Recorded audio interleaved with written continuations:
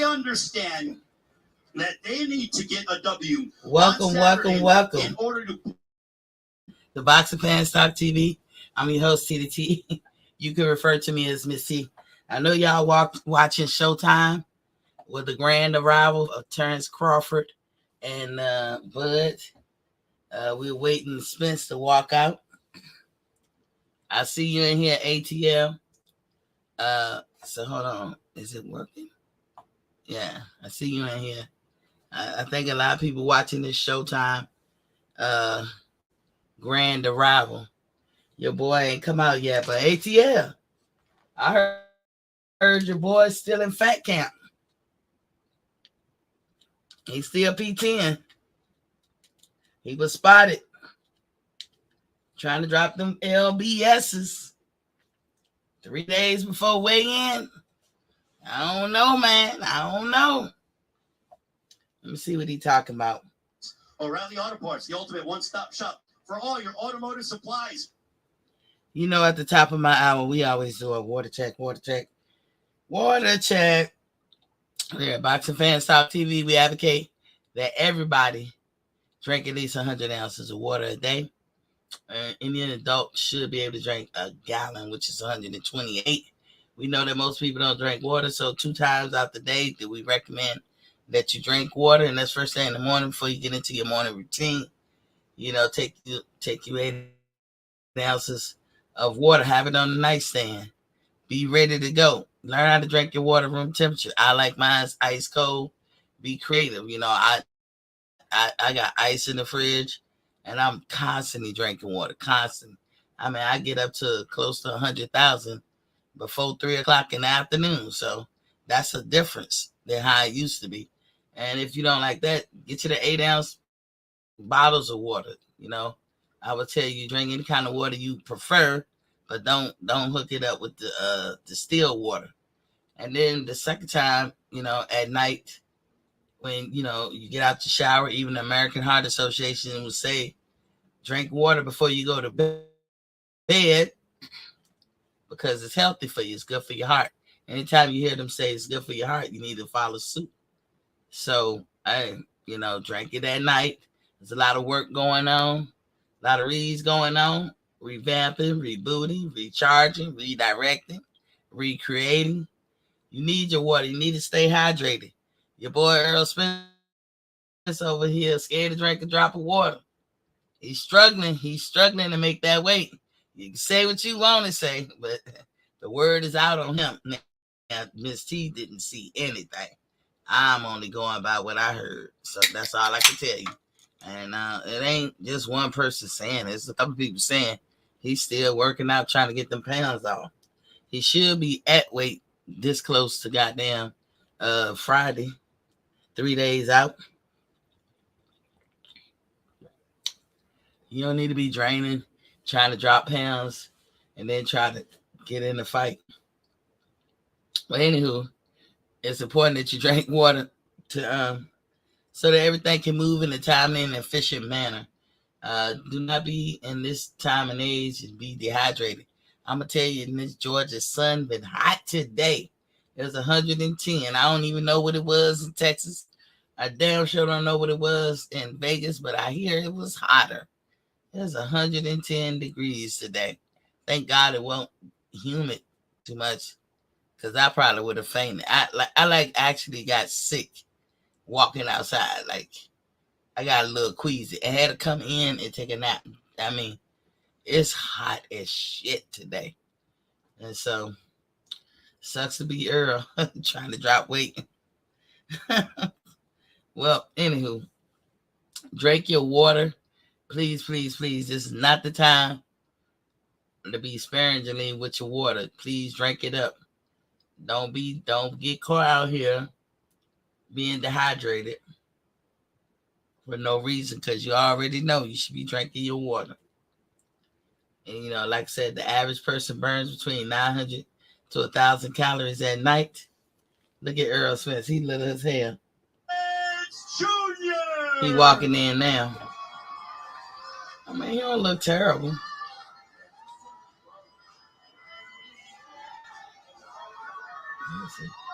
We'll see how he sound. He don't look horrible.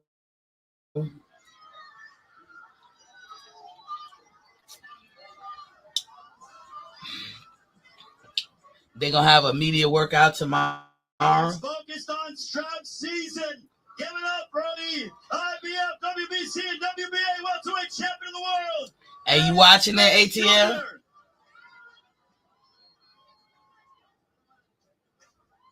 Here he is, ladies and gentlemen, 28-0, 22 knockouts with his trainer, Derek James.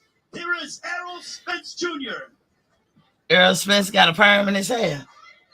Errol, I'm going to talk to you here towards the center. Or you know what? I'm going to move and be there on the side. I know Errol. Terence, had a little bit more atmosphere, what electricity. More nappy nap, but you've always wanted like a your curl. biggest moment. Here you go. How you feeling? I feel great. I'm hyped up. I'm ready to go. This crowd here made me even more hyped up. I'm ready to put on a great show, great performance. I guarantee you Saturday night there's going to be a lot of blood, guts, and brains in there. How do you balance, you're a very proud family man. How do you balance I'm looking at what he look like. Media obligations, but also really enjoying this with your family and really partaking in the entire experience? It's a way of life for me. It's like anything else. It's like taking a piss in the shit. This is what I do. That nigga said taking a piss in the Your shit. esteemed trainer, the trainer of the year of 2022, he's always said he feels like you're going to have to go to these deep waters. When it comes to that, what are your feelings on that? I'm the big fish. This is what I live in. I live in deep waters. When it comes to Terence Crawford, assuming you get your hand raised on Saturday, what would it mean for you to be the first ever undisputed welterweight champion of the world in the four-belt era? It means a lot. I mean, it'd be a dream come true. It's something that, as amateurs and as kids, we watch these fights with all these great fighters. We watch De La Hoya versus Trinidad. We watch all these great fights. And now I get to have my moment. It means the world to me. It's something I dreamed about since I was a little kid. And before anything else, this is what I wanted. I wanted the glory. I wanted to be under the bright lights and the stars and have my opponent and beat my opponent, a worthy opponent. He said the stars. And a guy who's used to be former undisputed and holds the belt too. And he's undefeated too. So that makes it all much better once I defeat him come Saturday night. Do you believe that this is, taking on Terence Crawford is happening at the right time for the both of you? It's definitely happening at the right time. I mean, look at the people that came out just for our grand rivals.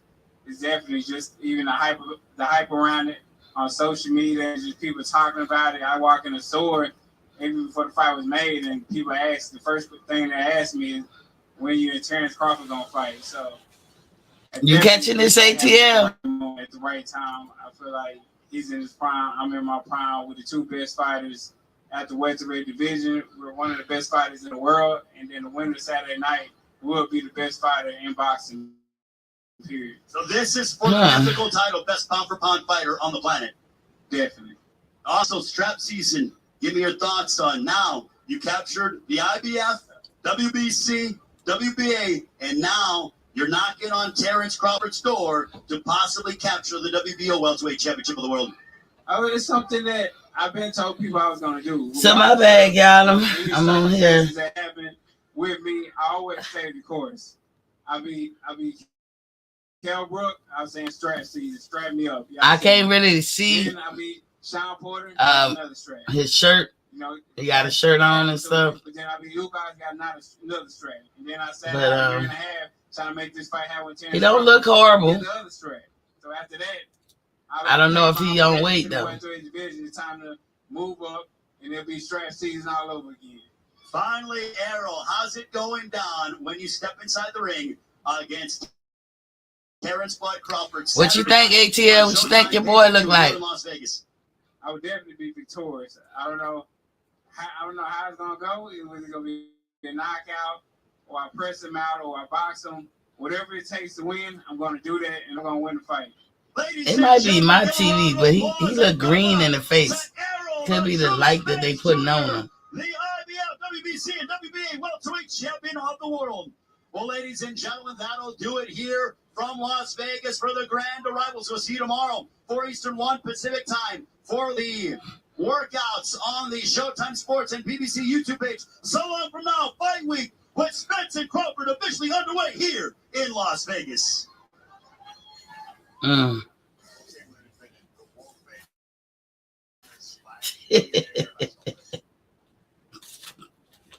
So that there was ATL said man down week. Bud too light in the ass. Okay. Crossfresh boy smoking on Bud. He said, I'll see you at 7 and 30. 7 and 30. It's 7:30. It's past 7:30. Well, anywho, I guess people saw what they wanted to see. This was the grand arrival today. Now, they already both had a media workout, but they're going to do another one tomorrow. And then I believe Thursday will be the press conference, the final press conference. And we know Friday will be the weigh-in, and then Saturday the fight. So we that close. We 4 days out. And your boy, y'all know how I feel about it. But I wanted to review the fights, before I start talking about this. But, at first, I didn't even turn to. Should I play the intro? Let me play it just a minute. I meant to do that. Here we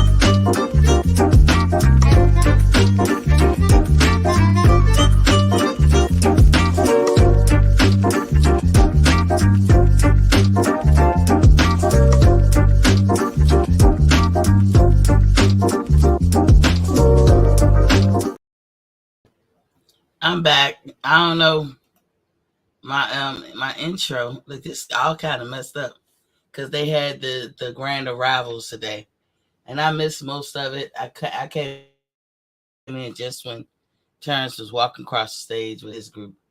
My assessment of just the grand arrivals, Errol Spence didn't look bad. I thought he would, because they said he's still trying to weight drain. He's still trying to drop pounds off, but he didn't look terrible. I mean, I couldn't really see with his shirt on. But they say your boy out there still P10.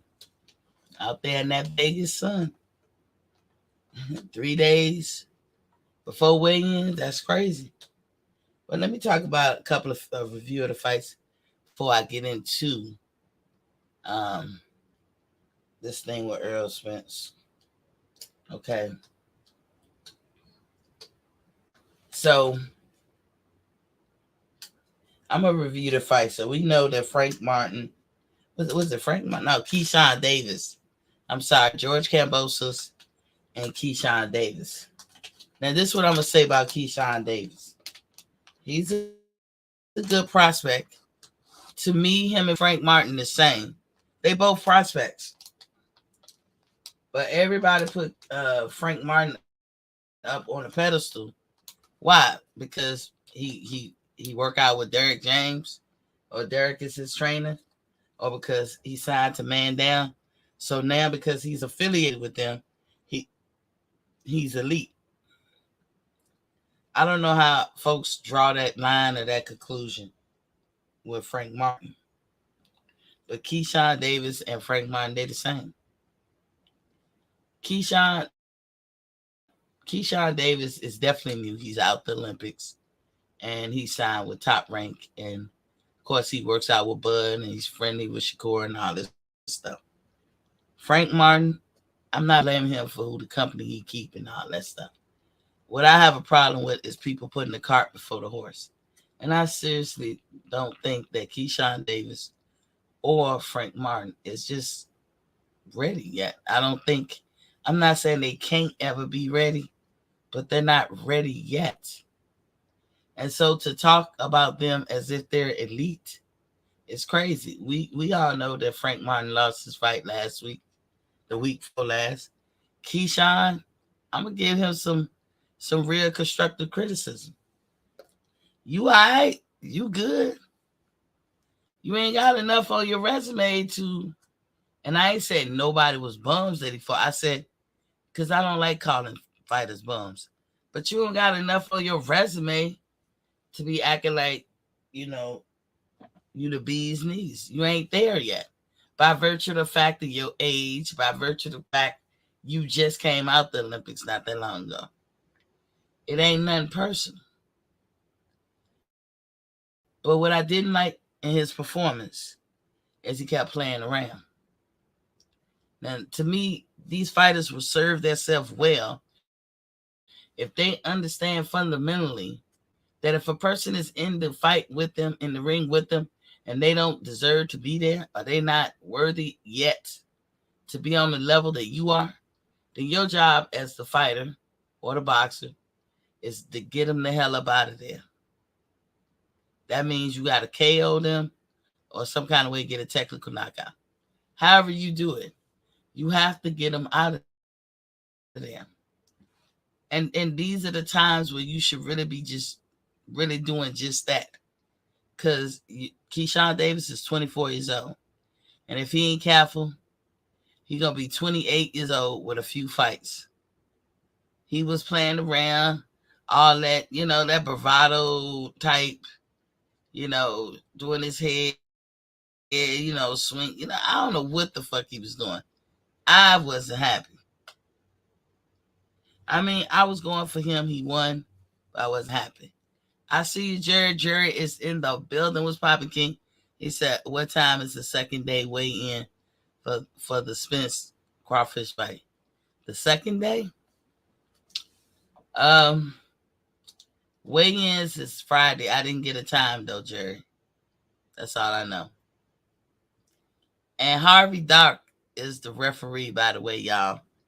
And some of the judges are some old-timey controversial judges. One of my Spence friends, known this dude for a long time, is my buddy. He seemed to think, oh, man, I know they're going to rob Bud. But I seem to think if the fix is in, it's going to be to Spence's favor. That's just how I believe. But Harvey Doc is the referee for this fight, in case y'all was wondering. But, yeah, so Keyshawn, he comported himself well. He can box. He was taking his time. He remains calm, cool and collective. If you take the aggression that the person he was fighting, if you take that man's aggression and put it in the person that Frank Martin was fighting, we'll be saying Frank who right now. Dude was game who was fighting Keyshawn. But you could tell Keyshawn was going to win. You couldn't really say that about Frank, but you could tell Keyshawn was going to win. But dude was good. But as I said, Keyshawn and Frank Martin are both on the same level to me. Frank Martin has a lot of fights. But you didn't know Frank Martin. None of us did. You did not know Frank Martin before he signed with Errol. If he never signed with Errol, you still won't know him right now. But because he signed with Errol and because he's a PBC, instinctively, and who else? Errol, and then his coach is Derek James. Oh, now he's elite. As I said, Keyshawn and him are on the same level. And Keyshawn, I hope that's the last time that we see him playing. If a fighter ain't meant to be in there with you, your job as the fighter is to get them out of there by any means necessary, within the rules, of course. You might not want to knock somebody out, but you got to knock them out. Whatever you got to do. Because that guy was fighting Keyshawn. If Keyshawn would have kept playing around, he could have got some momentum. You know, he could have built up, and then maybe Keyshawn feel like ain't no snowball chance in hell for this man to beat me. But you don't know that. So to me, that was one of the rookie things that I saw in Davis. The rookie thing that Frank does is he fight in spurts, but when he come off a spurt, that's when he makes his mistakes, and that's how you can tell that he's trying to catch his breath. Both of them fight well. Both of them do well. Both of them are good prospects on the borderline of being an actual contender, and there's a difference. We had George Kambosos. Now, I watched the fight. The guy he was fighting was very crafty. Maxie Hughes. What I'm going to say about Maxie Hughes, you're not a big enough star for you to sit there and pop shot him. You was doing well. Don't get me wrong. But Floyd Mayweather doing that and you doing that is two different things. Because you're not going to win the fight. They're not going to give you the fight if all you do is pop them, be first. Sometimes catch him, because he was doing it one at a time. It wasn't like he was throwing flurries. So Maxie Hughes, you're going to have to throw them hands and, get jiggy with it. You got to establish yourself. And George Kambosos was the aggressor the whole night. So George was taking it to him. I ain't going to say it was an effective aggression, because he was landing and stuff like that, but not enough. They looked at each other too much. But because George got the name and they want to see more out of George, they can make money off of George. The business of boxing had to step in and call that one. Which is sad, because I ain't looking at it saying Maxie Hughes should have won. But I ain't looking at it saying George should have won either. So maybe they could have been a draw. You know what I'm saying? So it seemed like the judges gave credit and favor to the aggressor, which was George Kambosos. Tay is in the building. What's Papa King said? Some gonna end up like Cool Boy or Spence. He said, no way you think George something that fight, Miss T. Won. I guess you saying one. Your W and your E, you got to rearrange your fingers on the keyboard. No, I'm not saying that. It was actually a boring fight. To me. It's boring because George didn't bring the excitement, and I didn't know who Maxie Hughes is. He's a good fighter. But he fights like he's already seasoned. Like whenever he was catching George, he was popping him, but I don't think he won. I don't think that Maxie won either. I don't think he lost. I don't have nothing to think about with him. He ain't do enough, apparently, to get the crowds going, and he kind of left it in the judge's hands, because all he was doing was pop shotting. He was catching them first though, but he was pop shotting. He said, I got big fingers. Dude, you just kept hitting the E when you should have been hitting the W. That's how you have your fingers on the keyboard. Remember the home run keys? Jerry said Kambosos lost. Pretty much everybody in agreement. Kambosos never been a top lightweight. He is a guy who pulled a upset 14-1 against Lopez. No different than Buster Douglas. Okay, Jerry. Tay said George is better when he's a counterpuncher, not when he's first. George has to learn how to,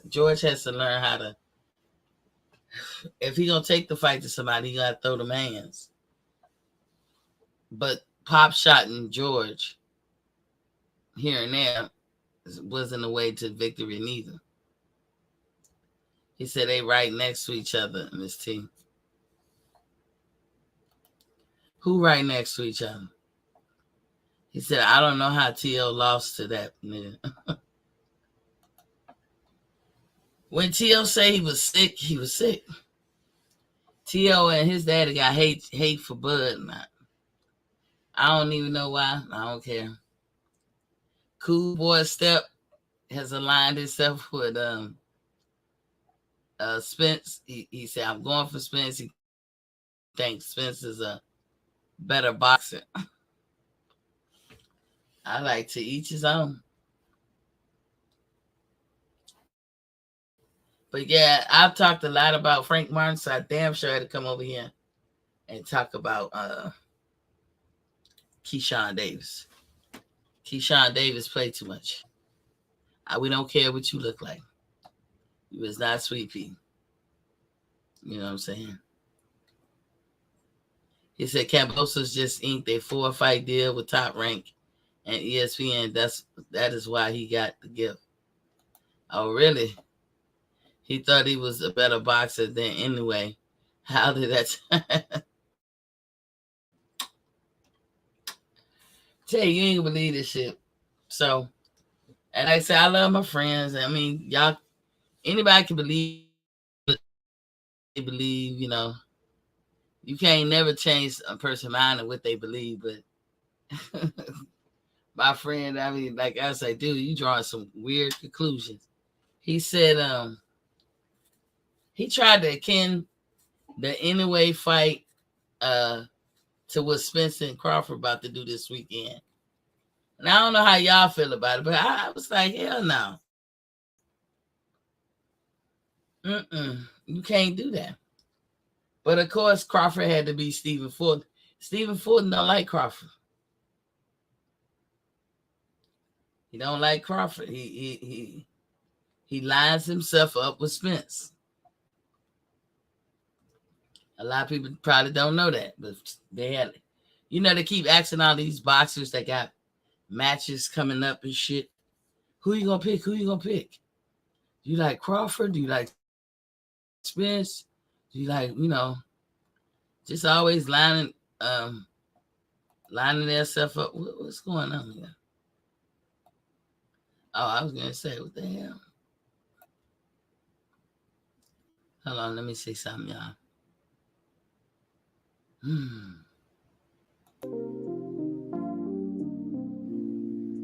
Yeah.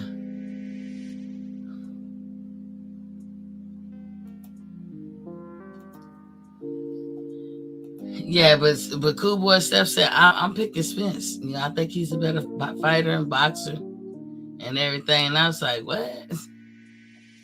But I was still rooting for him. Crawford said I'm rooting for Cool Boy. Cool Boy had a lot of arrogance with him. And I'm not saying any of this is bad, but he had a lot of arrogance with him. And that's why he probably lost the fight.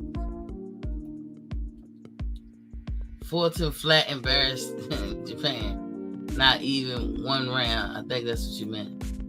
I'm going to break down where I see the comparison. Link. Hold on, Tay. You been patient like a motherfucker. It's like a little kid. I'm rocking here. I gotta do my thing in the beginning, then I drop the link. So Cool Boy, I could tell by his wide stance that this is not gonna be good. It wasn't gonna be good for him at all. And then he what did he do? He was like scared to hit him. Now, my friend tried to coincide this fight this weekend with that fight, saying basically like like Spence's anyway, and Crawford was Fording, to give me a glimpse of what's gonna happen this weekend. I like, what? ATL said, Queen T, fight week shouted, of course, yeah. Tay said, yeah, I get it. So, I don't know how he did that. Because didn't Anyway come up from the lower ranks? Wouldn't Anyway be lighting ass, as they say? He Anyway should be the smaller guy. I've never seen Anyway fight. And I always seen on a pound for pound. And I was like, they just want to, spread the wealth. Man, since I done seen him fight this weekend, I'm like, what the fuck? Not this weekend, but this morning. I'm like, what in the hell? Like, that was a very interesting fight. He was never once scared. He was like, yes, come on, let's get it. It's almost like some kind of way, Anyway took Fulton's heart right off the muscle. I just don't know where. And all that moving around, I'm going to tell you another thing Anyway do good. He hits you where you're going to. He don't necessarily always throw the punch where you at the moment. He'll extend his arm and catch you as he trying to move on out. He has power. Well, we know that Bud has power, and we know that Spence has power. What we don't know is how their power compared to each other. And anybody say they do, come on. But if all you had to go about is facts, then Bud to me is more powerful. Because he can hit you and knock you out, and you're out of there. Spence is an accumulative bunch of punches build up over time. So if you're going to judge anybody's power between the two, you just have to go by certain facts and never feelings. But my homeboy, like I said, he seemed to think that Errol Spence in Anyway is similar. Because he offered up that as an analogy as to what is going to happen with the Crawford and Spence fight. And I said, these are 4 different fighters. Anyway is a boxer. In fact, if you listen to the commentators, they'll tell you that shit. They breaking down that shit. It's like, what don't this dude have? Don't we describe somebody like that similar? Somebody, I don't know, the dude from Omaha, Nebraska. Don't we describe him as the more complete fighter? No matter how you feel about your person you watching, that should not preclude you from telling what we all see. Errol Spence is relentless. Errol Spence got heart. Check. Errol Spence is a come forward fighter. That's exactly what he is. I ain't taking that away from him. That's his style. The XO Factory is in the building. What's poppin', King? Shout out to you, Queen T. Shout out to you.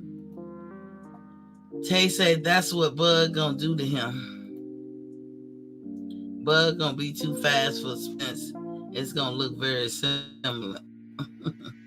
So everybody saw that fight this morning. Errol be hitting dudes with 300 punches. And don't be getting no knockdown in the feather fist. Get knocked down I guess you meant to say in the feather fist. Offensively, Anyway, has almost no flaws. And when people talk about him, that's what they say. Can he fight going backwards? Yep. Can he fight going forwards? Yes. Can he do lateral? Yep. Do he got ring IQ? Do he know how to parry? Do he know how to slip the punch? I mean, when you just start going down the list of tenements for boxing, Anyway has them.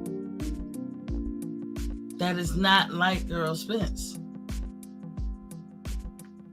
But I'm going to give anybody a chance to come on and explain how Errol Spence is going to win the fight. I've asked the question a million times. I've seen people ask it, and it never gets answered. Never. You know what I'm saying? And you be wondering, like, why y'all can't answer. So I'm going to play. Now, I was just on my YouTube, and I was cleaning up. Hold on. I was cleaning up, and you know how the YouTube go from channel to channel, whatever. And most time I turn from wherever they take me next. But this time I left it playing, and I kept cleaning up and stuff. And this guy broke down the Terence and Errol fight so lovingly. And I want to try to hear just some of it. And after I play that, I'm going to drop the link. But he did such a good job of explaining the fight and how he see it played out. And I just thought it was a wonderful job. So, you know, I looked him up or whatever. It was two people that said something that I thought was relevant, and the second one escapes my mind. But we did hear that Errol Spence is still trying to make weight. Like, he's still running this late in the game. Now, I don't know how true it is, but if that's true, that's not good. Hold on. Whatever. Why aren't you putting your money on them? It's cool to come to my comment section and. Let me go back a little. So just listen to a little bit what this guy got to say, and then I'm and this is for fair use, for educational purposes, and I'm gonna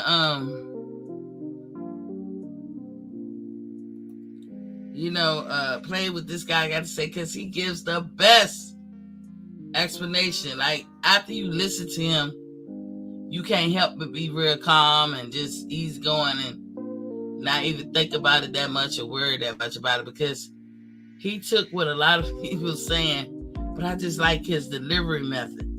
Like, and I ain't saying he copied what people say. He said his own stuff, but he took what we were saying and just delivered it way better than I could have. I believe made a lot of sense. Jared said last week you spent a lot of time talking about IBF 10-pound rule and Spence getting stripped. That was supposed rule is not in play at all. So much for the rule. Big Mac just talking garbage as usual. So wait a minute. I spent a lot of time, Jerry, about the IBF rule and talking about Spence getting stripped. Or did I say, I think, what's his name talked about it too, Bo, but I think we were talking about the fact that there is an IBF rule that says you can't rehydrate, and that's part of their rule. So you wanted to tell me that was not a rule, and it is a rule. But you act like I'm saying, oh, Spence gonna get stripped. He's gonna get stripped if he hydrate over 10. I have never once clocked what the fuck him or Bud do after they make weight. Tell me the time that I do that. But to suppose the rule is not in play at all, based on who? Based on what? They haven't even weighed in, Jerry. How you know this? Or should I start? I just calling you Bob Aaron. How do you know? There is a such rule, and you know that. But you don't want to say that there's a such thing as a rule. All you can say, Jerry, is that they might not enforce that rule, and they might not. But to act like that shouldn't be talked about, like that rule don't exist, you the one that's crazy, Jerry. Of course I'm gonna talk about it. You didn't want to hear it because you're a Spence fan. But I want y'all to listen to this guy. As I say, fair use. Oh, damn. I took that down. Why I took it down? Reading Jerry's shit. I do not own the rights to this program, and it's for educational purposes only, and the Fair Use Act is in effect. But listen, y'all. I'm to the point where I just don't feel like playing make-believe anymore. This dude has openings. He has defensive lapses. He goes unconscious. He gets caught with the most goofiest shots. You've never been up against a power puncher. I don't know what to tell you. Everything about this guy spells boardroom fodder, a.k.a. media creation. They're over here showcasing Spence on All Access, and they're barely giving you any time on Terence Crawford. There's a reason why they're doing that crap. You're hearing Sean Porter say that he didn't train. The media, they're just trying to put their stories together, trying to sell this fight. And Errol Spence himself is just trying to sell this fight. Again, this is a man just trying to cash out. But from a stylistic standpoint, Terence Crawford is all wrong for Errol Spence. You heard earlier this week that Keith Thurman said he's never been in with a real athletic guy, a type of guy like Crawford. And again, that is by design. You've not been in with power punchers. You've not really been in with versatile fighters by design, guys. You know what I'm saying? They didn't even put you up against Keith Thurman. When did you guys ever send a contract to Keith Thurman? Like, realistically. So Jerry said I had to pause for a second. Jerry talking about based on their being no second day weigh-in, and you know this because and Bob ain't got nothing to do with it. It's not happening. When a rule is not enforced, guess what? It's not a rule. Dude, Jerry, you got to be, I don't know what this, Jerry, you be on your own shit. They make a rule, they put it in their books. You don't know if it's going to be a second day weigh-in. I don't know. I don't know what time. But if the IBF has a rehydration clause in their rule book for people who hold their title, then that's what the fuck they got. It remains to be seen, Jerry, if they enforce the rule or not. But because you don't want it to be that, it's not that. And I think that's crazy on your part, Jerry. Because you know it's a rule. You have not, who you talk to, and I, Jared, let us in. How about that? Let us in. Tell me who on Terrence's team or Spence's team you talk to that answer that question for you. Tell me, did you talk to the IBF president? Floyd used to get a second day weigh-in all the time. He just never told you what he weighed towards the end of his career. Fuck is you talking about, Jerry? Mark Nash is in the building. What's Papa King? He said, hey, that's my guy. Yeah, I just ran across him, Mark Nash, but I was playing him for Fair Use Act, just so people can hear. This dude broke that shit down better than anybody. Like, to me, I was like, wow. I like exactly what he said. He said a lot in such a quick time. I'm gonna go back to it.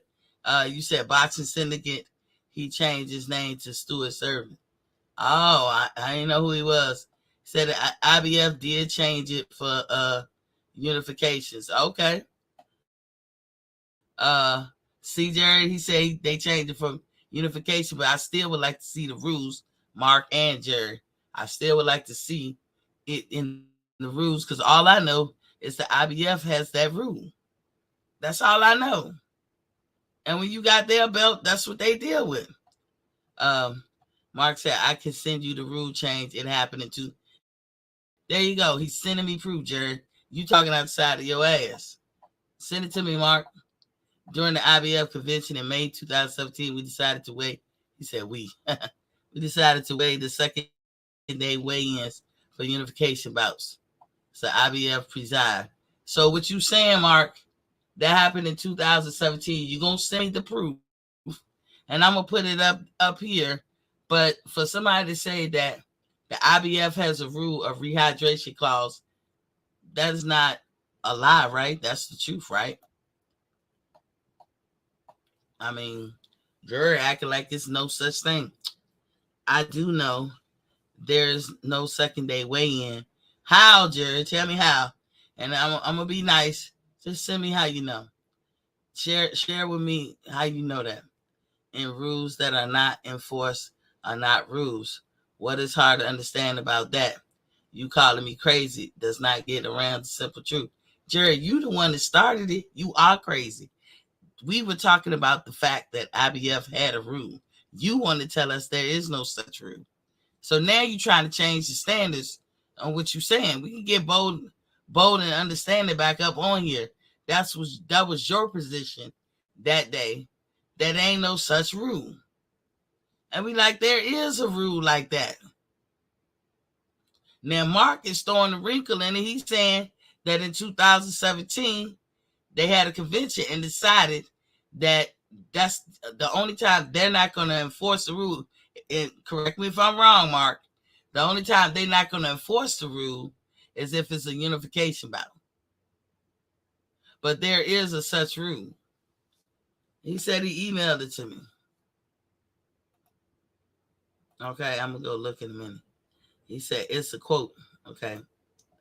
Jerry, I'm talking out the side of my ass yet. I'm right. You not right. You not right. You didn't even know what Mark just said. How are you right, Jerry? You do be talking outside of your ass, Jerry. I got you. Jerry like to argue. I see. He changing his position and his stance. You could ask Bo.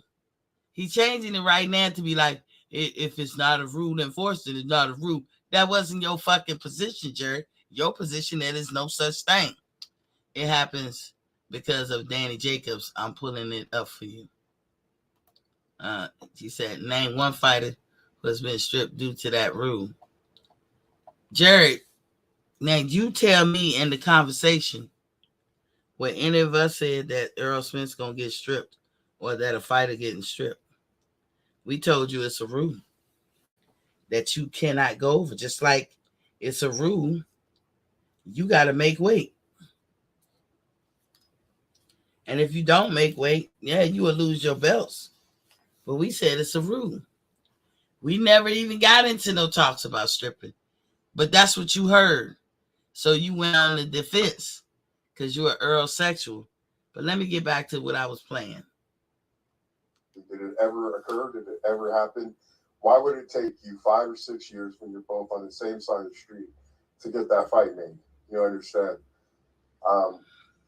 It's been a game of, in my opinion, just charades. And with you fans, it's a game of charades too. You dudes ain't putting your money on Spence. It's that this dude is just, whatever. Why aren't you putting your money on him? It's cool to come in my comment section and scold me and curse and leave little nasty grams and little novels and short stories. You know what I'm saying? Call me a liar.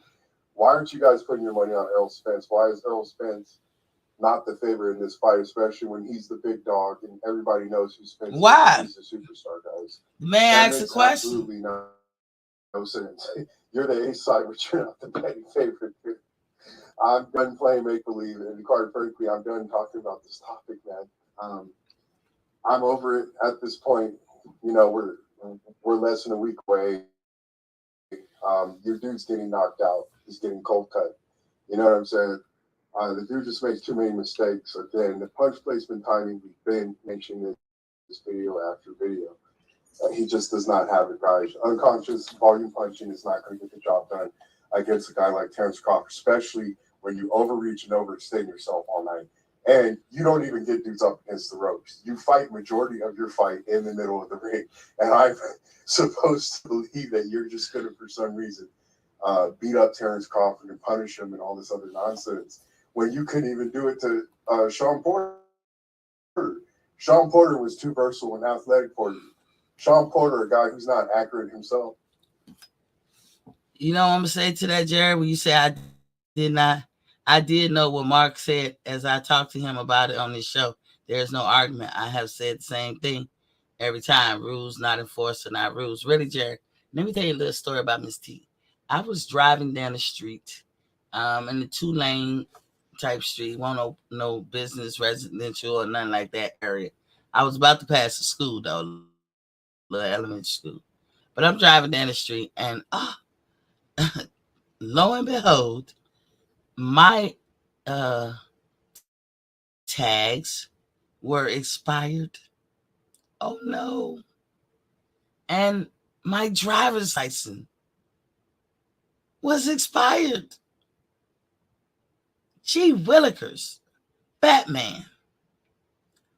My shit was expired. What was supposed to happen to me, class? What was supposed to happen to Miss T with expired tags and expired license? Because isn't it a rule on that? But guess what, Jerry? Nothing ever happened. Nothing ever happened. This happened years ago. Dude, these rules about driving with a current driver's license and current tags, that rule was in place before Miss T ever got a driver's license. And here I am breaking the rules. And here I am not getting into no trouble for them. Nothing was enforced, Jerry. I thought when your tags expire, your license expire, that sounds like an impoundment of your car and you going to jail. Ain't that a rule, Jerry? Isn't it a rule, Jerry?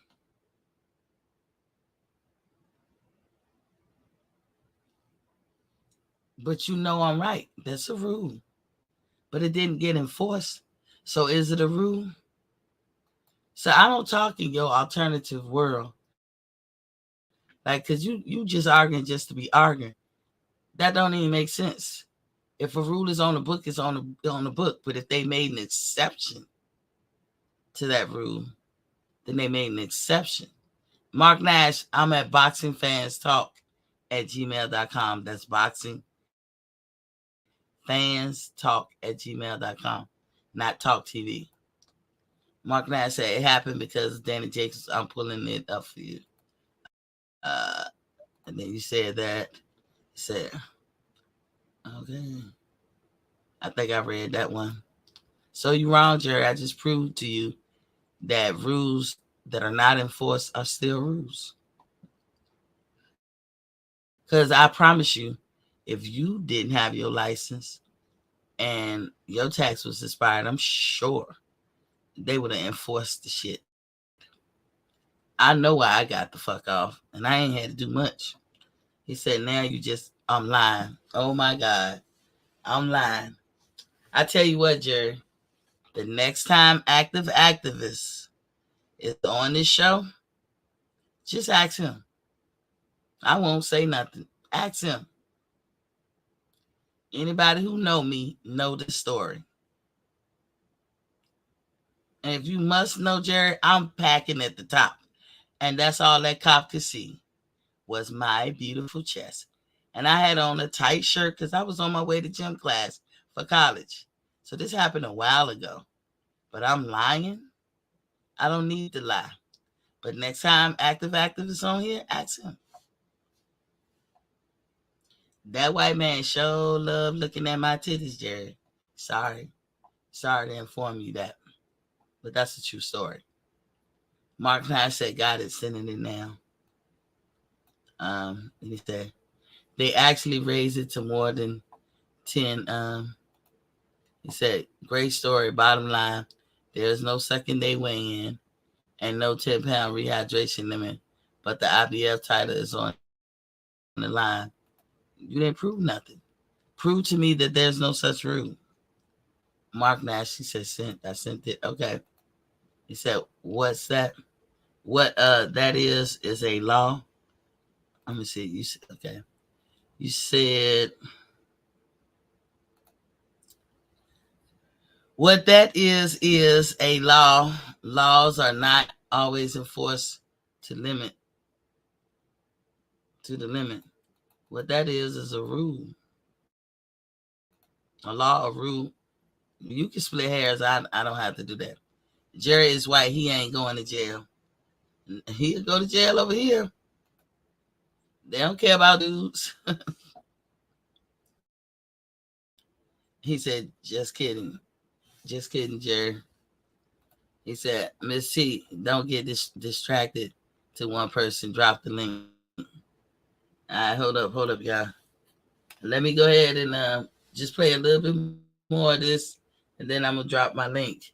But my point is, I know you got some breaking news, Mark, because I heard it all over the news too. Jared just mad because he just be making up shit. Or he be trying to find ways to argue about shit. He just mad because he was wrong a lot of times on the show. A guy who doesn't get knockouts himself. It's over here hurting you. Ugas, 12 knockouts. Over here hurting you, make you spit out your mouthpiece. Danny Garcia, a dude couldn't even knock out Red Cash. You want to talk about Sean Porter having his foot, 1 foot out the door. What about Danny Garcia? He buckled you and hurt you too and got you spit out your mouthpiece. This has just been a game of narratives. It's been a false little game, and I don't feel like playing it anymore. I don't feel like putting in the effort of explaining little intricate details of this fight. You do just don't have no punch placement timing. He's not as skilled as people make him out to be. You're not a top 3 pound fighter, dude. You never were. You were a boardroom fighter from the beginning. Hold on. 1 second. You all, even guys like Lamont Peterson, you know, you didn't fight no killer Lamont Peterson where everyone thought it was going to be such great, you know, risks that you're taking. I'm sorry, man. Leonard Bundu again, 40-something-year-old man that Keith Thurman already beat. Chris Algieri again, Manny Pacquiao knocked him down like 5 or 6 times in one fight. The man averages getting knocked down at least 3 times, and Amir Khan already beat Chris Algieri before Errol Spence got to him. What do you want me to tell you? Danny Garcia has been passed around like a $2 whore. Sean Porter is another $2 whore. What do you want me to tell you? Kell Brook was literally coming off a loss, moving down 2 weight classes. The IBF did not grant him his extension that he requested, so he had to go, climb out of the frying pan and until the broiler or something, man. What am I giving you credit for? You're not doing nothing that's groundbreaking. Exactly. All you did was get on a plane and fly to Kell Brook, and you struggled in that fight too. I'm sorry, dude was clipping and piecing you up. You're lucky he got tired. And he's always had those type of issues. The Carson Jones fights will show you that as well. You look at his resume, he's beating guys that have like 30 losses and crap. Kell Brook's also been knocked down before he fought Triple G, before he fought Errol Spence. You're not even the first guy that knocked Kell Brook down. Just do research. Mickey Garcia again has been knocked down before, guys. Moving up 2 weight classes. You can't compete at 147 pounds. You just can't, dude. You're not that guy. There's a reason why you're ducking guys like Gamboa and Lomachenko and cashing out against Errol Spence. They made it worth your while. You know what I'm saying? You fought like a dude that had a silent agreement. Both of you guys did, you know? Ugas fight, again, silent agreement type fight. There's baffling moments in that fight that a lot of people don't understand. We saw how the ref had to interfere, just like we seen with Deontay Wilder in some of his fights. Anywho, that thing goes on and on and on. But he break down that shit real good. The dude name is Servant Stewart. I mean, the reason why I like him, Mark Nash, is because he sum it up. I guess he sums up shit really, really well. So on this thing that I just put up on the screen, it said, effective immediately, the following second day weigh-in guidelines shall apply to all IBF championships sanctions after January 19, 2021. These guidelines shall not apply to unification bouts. And that's all they say, Mark Nash. So you see, they have guidelines. They have guidelines. Look at that. It's about 10 pounds, 11 pounds. Welterweight. Now, Mark just helped me to the game by showing proof, something Jerry never do. That, except for unification bouts, meaning this fight, then they won't apply that. But Jerry, you said there was no such rule. It is a rule. You see it right there. Jerry, you said that the lawsuit was dropped. It's not dropped. Terence said it wasn't dropped. So when you said everybody be wrong but me, or I'm usually the one wrong, not it's you, Jerry. You usually be the one that's wrong. And when Bo come back, you know I'm gonna bring it up. You know I'm gonna bring it up because you was that your point of what you trying to say right now is slightly different than what you was trying to say back then. But Mark, you right. Don't get distracted. But Jerry like to do that. He just like to do that. I don't know why. Because for some reason, he think that I'm going to run this show the way he want me to run it. Ain't going to happen, Jerry. It'll never happen. I ain't running it the way you want me to run. It's almost like you want me, it's almost like you trying to feed us some garbage sometimes. Just so the garbage you want to push and shit. No. Well, like I said, the dude broke down the thing, and let me tell you, the past matters. The past matters because it matters what everybody had to say. And the reason why it matters is because I can see this happening. Depending on who wins the fight, that person's side is going to think that everything they said was legitimate, legitimate, bona fide, and everything, and it wasn't. It wasn't. There's been so many lies told about Terence Crawford that it's crazy. It's the lies that was told about him that made me even get a channel in the first place. It's the unfairness, the besmirching of his character, the devaluing, the nonsensical shit that made me get a page in the first place. Bud loves to say, we here now. I think he's just being a diplomat. In the media workout, Errol Spence looked spent. He looked tired. He looked drained out. Today, I can say with a straight face, this is how fair I am. They just had their grand arrival. Errol Spence had on a shirt, so I couldn't really tell. Like what he had on at the media workout, I could tell because he got to sweating. And yeah, he cut up, he's small, but I don't know if I can tell if he's right at 147 now, or if he's not, he could be close. Like he could be around the 154, 153 range or whatever. I don't know. I'm telling you, I don't know. But he still got to cut weight. He's been peeped out there in Vegas, running in that hot sun, still trying to cut weight 3 weeks before weigh-in. Now, I know what I'm talking about, being a retired military person, 20 years. A lot of people don't know what it is to have to go through a camp or whatever and cut weight and be ready for your test, which is an arduous test. In the military, you have to take PT tests twice a year. For people who don't know what PT is, that's physical training. In the Navy, we ran 1.5 miles, push-up, sit-up, sit and reach, whoop-de-whoop. And we had to do it twice a year. The first part of the test, just like boxing, is the weigh-ins. It's the height, weight. You got to pass that. If you don't pass one part of the test, you failed the whole test. Well, what does failing the test do to you? You can lose your positions. You're going to get shitted on. They're going to make you work out every day like you in boot camp and shit. they will, you won't advance in rank. The only way you can make extra money in the military is to make the next rank. In the Navy, we take tests. They can be like, you can't take the test. So you missed an opportunity. And the way it works is, I know for the Navy, every branch is different, but for the Navy, you have, let's say, that particular test cycle.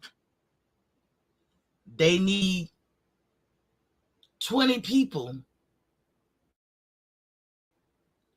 to go to the next rank in your job field. But 300 people take the test. The person with the highest score is going to get it. You get scores for previous tests, awards, PT tests. These are the things that make up your score. So if they only need 20 people, but 300 people are going for them 20 spots, then you have to have a high score. If you fail your PT test and they can say you're not taking the test this year, then you missed out. But what if they need 270 people to fill a spot and 300 people take it? And they say, oh, you failed your PRT test. You can't take this advancement test. You just missed out on hundreds of dollars extra in your pay. Not over the course of the year, in your pay. So let's say you made $1,000 and going up to the next rank will bring you $500 extra dollars. You don't want that 500 extra? You don't want to make 1,500 instead of 1,000? So just like boxing, I lived for 20 years under that type of scrutiny, under them lights. And I know how it is when you're trying to cut weight. It ain't easy. It ain't easy. And to think that you're going to turn around and do something as arduous as box the next day, some people can bring that out in themselves. Errol Spence might be one of them. Most people cannot. That's the skinny on that. Most people cannot. Luckily for me, that my tests were like a week later. I go in and do height weight on, let's say, a Friday, but the test ain't till next Friday. After I pass the height weight, man, I eat what the fuck I want, rehydrate, all that good shit. I got a whole week to rehydrate and get myself together. But these boxers don't. This guy was playing you. He broke down all the basic moves that Spence has been doing all these years. You got casual people who believe the narrative that come off the Spence side. And that's because Spence and them, they've been cliquish. They've been running a popularity contest. It don't matter what. If he don't make weight, which I think he will. Looking at him today at the grand arrivals, he close. It's too close for me to say what number he is when he get on the scale. But Spence is like, what, 5'10"? And he walks around like 175, 180. And he'll tell you he made the fight. This is that propaganda bullshit that they do. I made sure the fight was me. No, it was both of y'all. You don't ever hear Terence talking like it was just him. He includes you too, Errol Spence. But I hear you talking like it was just you. No, I made both. It was me who made that fight. Okay, cool. You want to do it like that? That's fine. Okay. I knew I was gonna fight Keith Thurman. I always knew I was gonna fight Bud. Well, you didn't like my narrative? My narrative said you was backed into a corner. I said that months ago. Nobody wanted to believe me. You made promises to Stanionis in writing that he would be next. Boots asked 3 times for you to be a mandatory. So Boots was next. Keith Thurman was made number 1 contender at the WBC, so he was next. And Bud wanted to fight you. If you'd have took care of your mandatories, got them out the way, and then tried to sideswipe and get that extra belt, go get Bud belt and then go get your Danish Ugas or whoever would have won that box off. You be making some shady moves, and then your back got against the corner. Your back was against the wall. You had Keith Thurman coming at you with a legitimate claim. Boots Ennis coming at you with a legitimate claim. Bud Crawford coming at you with a legitimate claim. And Stanionis coming at you with a legitimate claim. You had to pick one. You know you wasn't going to be here much longer. Because I'm going to tell you right now, Spence can't make this weight. This is team too much for him. This fight has become even more important. Ain't no second time around. And I don't like that. Yeah, they got a rematch clause and they have to rematch each other. But I highly doubt that Spence can make 147 again.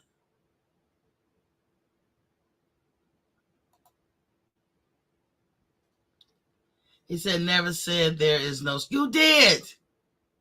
I said, unenforced rules are not rules. You're trying to... Well, we'll ask Bo. We'll see what Bo say. He'll come back one day.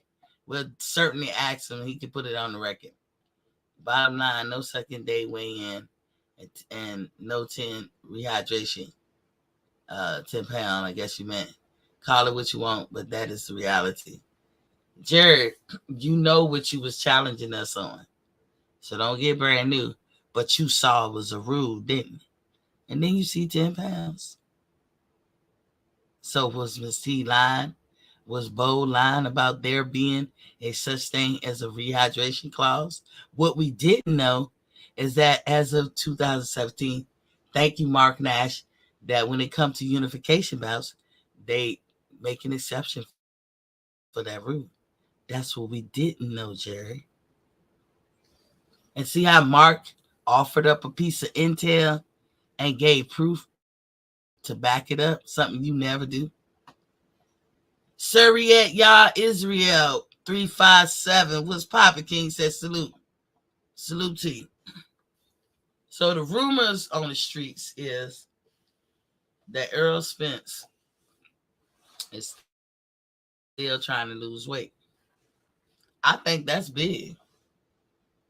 I think that's very important. At this late in the game, to be still trying to lose weight. That's highly important. Because at this point, he shouldn't be in that predicament. He said, chilling. Chilling. Yeah, he shouldn't. He probably should have stayed in Texas. Let Derek go handle his business. I'm sure Derek got assistance, or maybe Derek likes to work alone. That could help you go over a few things. Or maybe you could have rested a little bit and just did whatever kind of workout you wanted. But you brought your ass to Vegas. And they say he brought his nutritionist, but I didn't see him bringing no nutritionist. I never saw him in any video. I can't say he really won't there. I just didn't see him. But people are snooping on Earl, just like they snooping on Terence. If either one of them make a false move, you gonna hear about it. You gonna hear about it real quick. But your boy is still in fat camp shouting. He said, dusting my feet. General Big Fish was popping, King. He said, laugh out loud, what a rumor. Hey, I don't know, Big Fish. I'm telling you, I haven't seen it with my own eyes. I heard it from more than one person. So I don't know. I'm not in Vegas, Big Fish. I'm not in Vegas, but I will say Errol Spence looked a lot better today than he did at that media workout. Whole lot better. But I don't know if he's on weight. It's hard for me to tell. But he's been peaked out there trying to get them last few pounds off. Or we don't know how much he got to get off. But he's definitely grown out that weight class. He seemed like he had a little bit more energy today. Maybe they let him drink a Coke or something to get him a little sugar in his diet. General, you said he looked bad? Drop this link. I don't know what you mean by he looked bad. You thought he looked bad? I did drop the link already. Let me see. I thought I did. General, I don't know what you mean by that. Like, you said he looked bad?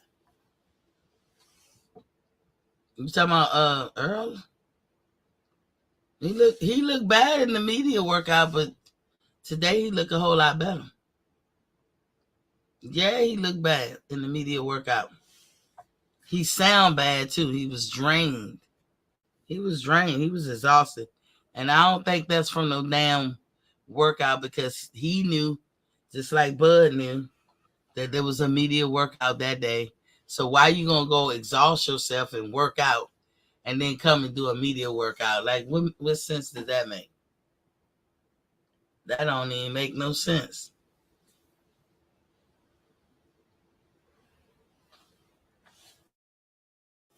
But when that broke, I told my friend, he was definitely panicking. I don't care what he said. He was definitely panicking. Because, I mean, I'm just saying, like, a lot of y'all don't know what it is to have to make height weight. And you only days out, and you, even if you got 3 or 4 pounds to go, nigga, that's excruciating as hell. If he still got pounds to go, this is going to be the worst 3.5 days of his life. Because that weight ain't coming. It's coming. And you out here in the Vegas sun, jogging and shit, trying to drop some more extra pounds. That's crazy. Big Fish said, exhausted. Matter of fact, I'm writing all this down, FYI. You out there in Vegas, Big Fish?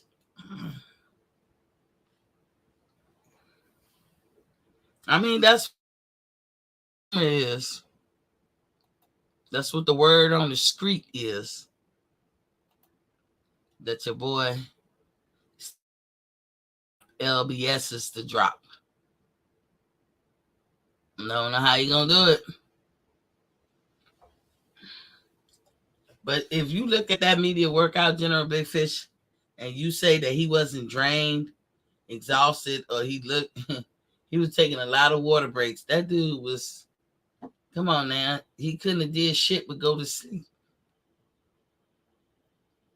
And then I'm like, oh, okay, well, he looked hella small. So I'm thinking he just gonna coast it out, you know. Nah, then the breaking news today, that dude still got some pounds to lose. I'm like, God damn. Sucked to be him. Really sucked to be him. So you have a lot of stuff going on. They had the grand arrival today. And as I say, I'll be fair with Errol. He didn't look bad. He had his strap season shirt on. I just asked, I said, do he got a perm something? I don't remember his hair being that texture. Like a curly perm, or just for me, or just for men. I don't know. I'm not even cracking a joke. I'm seriously asking. Because I don't remember his hair texture being like that. He had this little man with him, his little son, cute little boy. And he got up there. He said what the fans want to hear, type shit. Then he got off the stage, and that was that. What's up, What Mark? What's what good up? with you? What's poppin'? Hey, How you feel? nothing much. What's going on with you? Did you hear that rumor also that Earl's still working? Earl's still trying to drop some weight. I heard somebody kind of say that, but I'm not concerned with it. He's a professional. He gonna make weight, and I never known him even have to step on the scale twice. Like some guys miss weight, have to go jogging and all of that stuff. Nah, and I interviewed He Quentin Randall, who was in the camp with him, and he said when he showed up 8 weeks out, Errol was pretty much right on target for where he needed to be. Now, granted, I don't know if he was. Keep in mind he's in the camp, so I don't expect him to say anything yeah, disparaging towards. Yeah, derogatory. yeah. Because the first thing I asked him too, I was like, "Hey, you going to the fight?" He was like, "I'm waiting for Derrick James to call me back now." So I don't think he'll say anything discouraging about him. But he pretty much a straight shooter, Texas dude. You know what I'm saying? But Houston. But I made it I don't clear foresee the that weight. I I don't heard. foresee. Right. Yeah, yeah, yeah. Not It's all good. yeah. Yeah, but I don't foresee the weight being a problem though. Now did Well, now I him making weight. the reason why now I've never known Earl Spence to have to try to still window down so much, where he's actively out there working out the week of the fight. I've never known him to do that. Or like you said, have to do that. Like motherfucker, I hope this is not my car. Shit. Hold on, y'all. Okay. 1 second. All right. While you do that, I'll.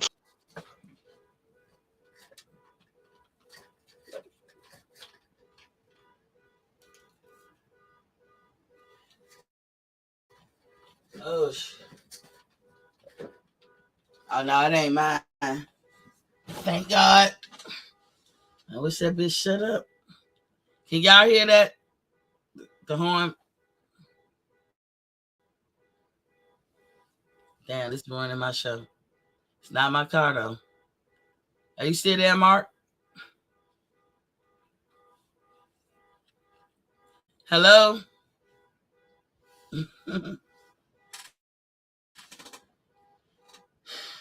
I apologize, y'all, for the horn. It's not my car.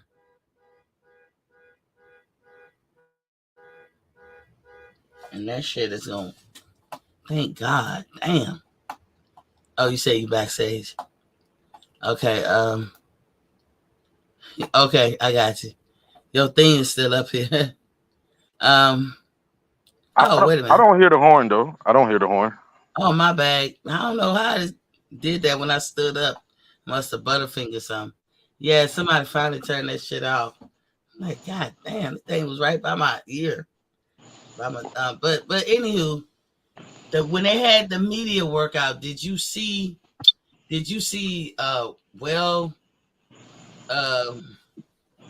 rested, or like I ain't like rested like he's getting his sleep that night. Let me just tell you what I saw. The media Okay. workout, he looked drained. He looked tired as hell. And I was like, well, god damn, like this dude had no energy. Did you see that Mm, in the media workout? No, not really. He didn't do a long workout, but I didn't. I seen shorter workouts than that too. So he didn't look like he shadow box, hit the mix, hit the bags, got up out of there. I don't expect him to show too much, but Errol always has that for the most part, like laid back kind of. You might think he's sleepy or tired type vibe, but who knows? When I saw him at the Frank Martin fight, he did look kind of tired that day when I saw him at the Frank Martin fight, but you know, excuse me, sorry about that. He was of course, he was promoting that event, so it was a long Mm-hmm. day and it was a long weekend as a promoter. I'm sure he was real busy, had a lot of obligations, making sure everything was right for his fighter. But also, he had his son with him too. So, and little EJ, he had a lot of energy. You know what I'm saying? So I'm sure that keeps him busy. So Like I said, I don't think him making weight is gonna be well, I know he talked about making weight ain't easy and it ain't fun, quote end quote. And then even today at the Grand Rivals, he was like, basically, shit, I'm done with this shit. After this, like he made a point to say, yeah, I'm done with this. After so sure it's This frustrating. A weight lot of people are, class. yeah. He said that at the Grand Rivals when he had this had the mic, but a lot of these guys get grouchy around when they cutting the weight. They get tired. So it is what it is. It ain't no excuses though. Come Saturday, I don't want to hear no excuses. Well, I to was me, tired, the weight, and none of that stuff. The weight, the car crash, because he keep bring that car crash up in every interview, and I'm like, I why you noticed keep that. bringing that car crash up? You've had 2 fights since then. Why you keep bringing the car crash up? Did you see the pivot broadcast with Terrence today? You know I did. How you like it? I enjoyed it. I didn't um I didn't learn a lot of new stuff about him that I didn't know because I followed his career. So it was a lot of that stuff I already knew. But I've seen a lot of people enjoyed it, and they said they learned a lot about him that they didn't know. So that's cool. But yeah, it Okay. was cool. I like all anything that's going on with Spence and Crawford surrounded this fight. You know, as far as interviews, I'm locked in.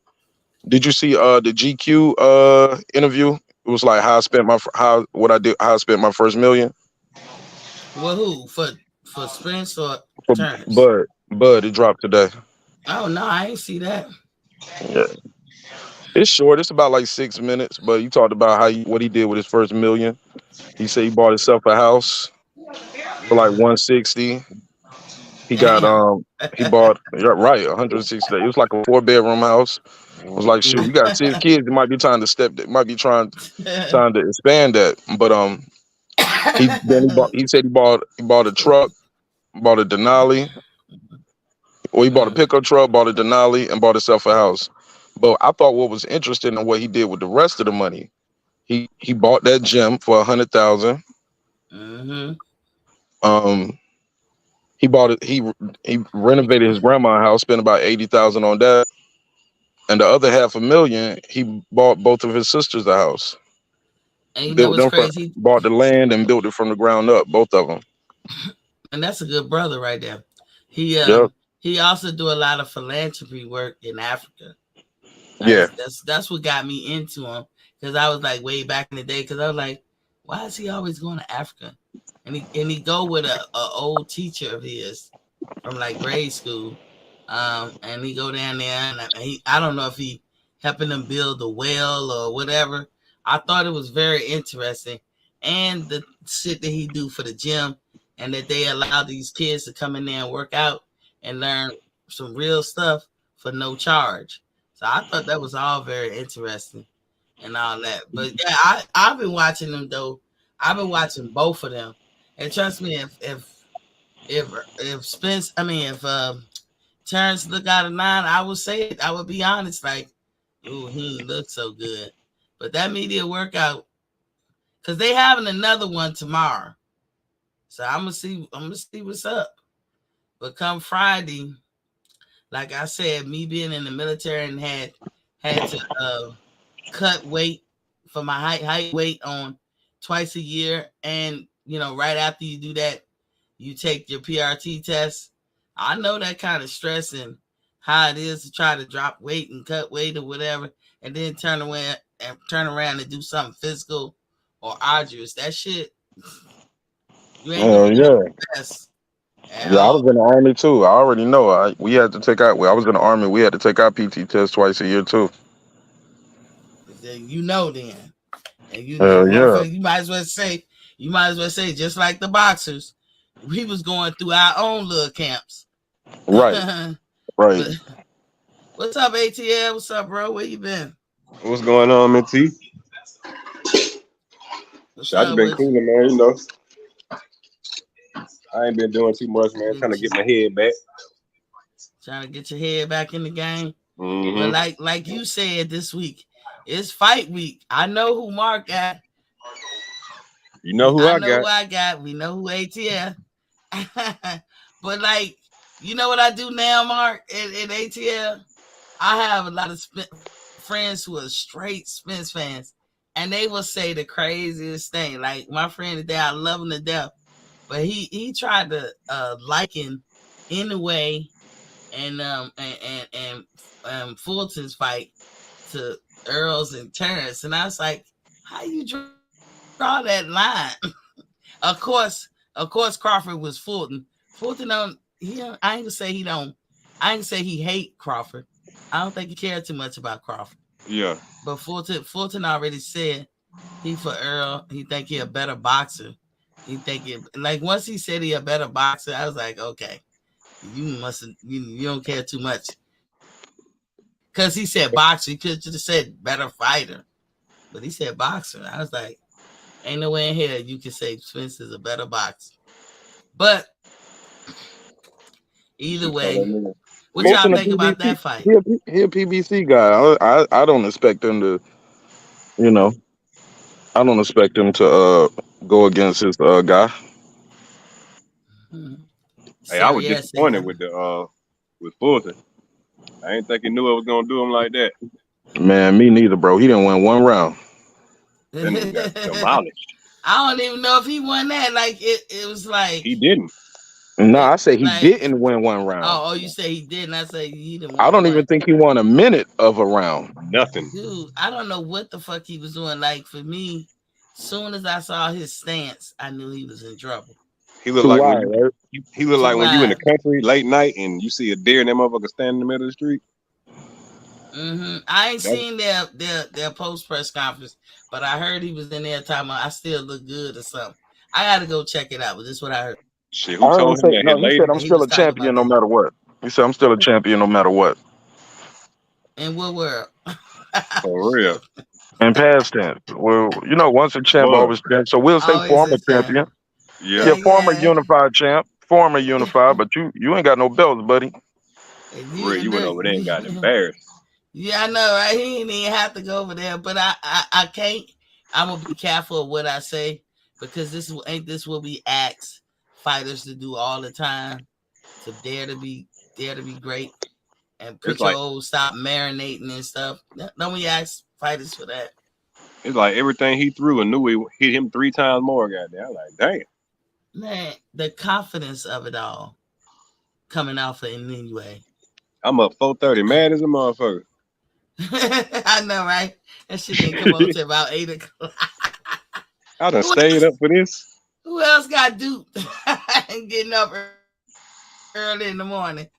Right, had us all tired all day for nothing. You got beat up, bro. You got beat the fuck up. I ain't even painted it. Terrible. Like I would not have thought this. I never thought Fulton was a power hitter, but I thought he was a good boxer. Exactly. But he wasn't doing nothing he does.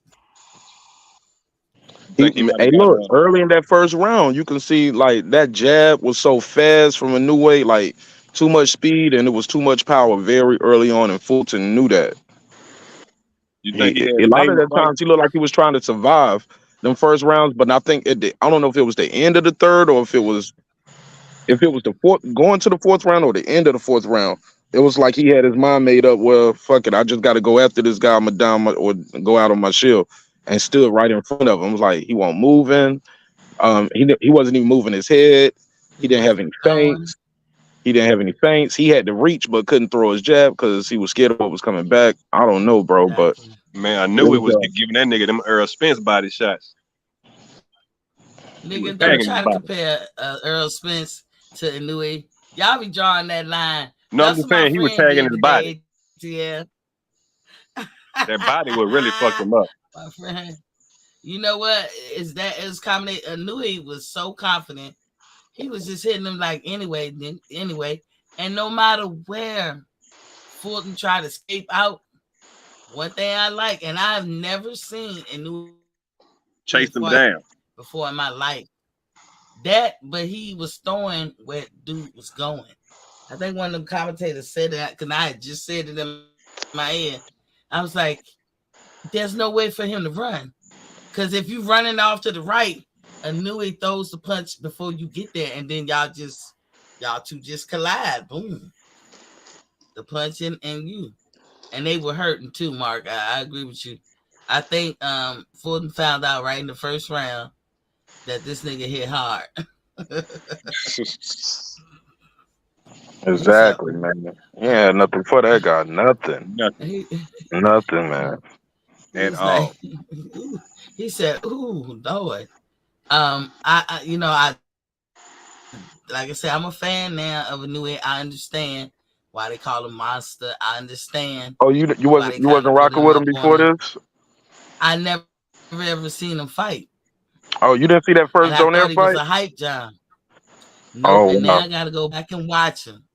man, that fight right there is kind of like it shows that how great Nonito was, even though he lost that first fight, both of those fights. But it showed how good he is because he gave that guy a run for his money. That first fight, he broke his eye bone, his nose, and dude still won that fight. For real. Yeah, Yeah, and we know Donaire. Now I'm a fan of Donaire's, that's my but boy right there. I finally saw, like, I saw Rachel and him in the corner. I saw the second fight because they played it on that show.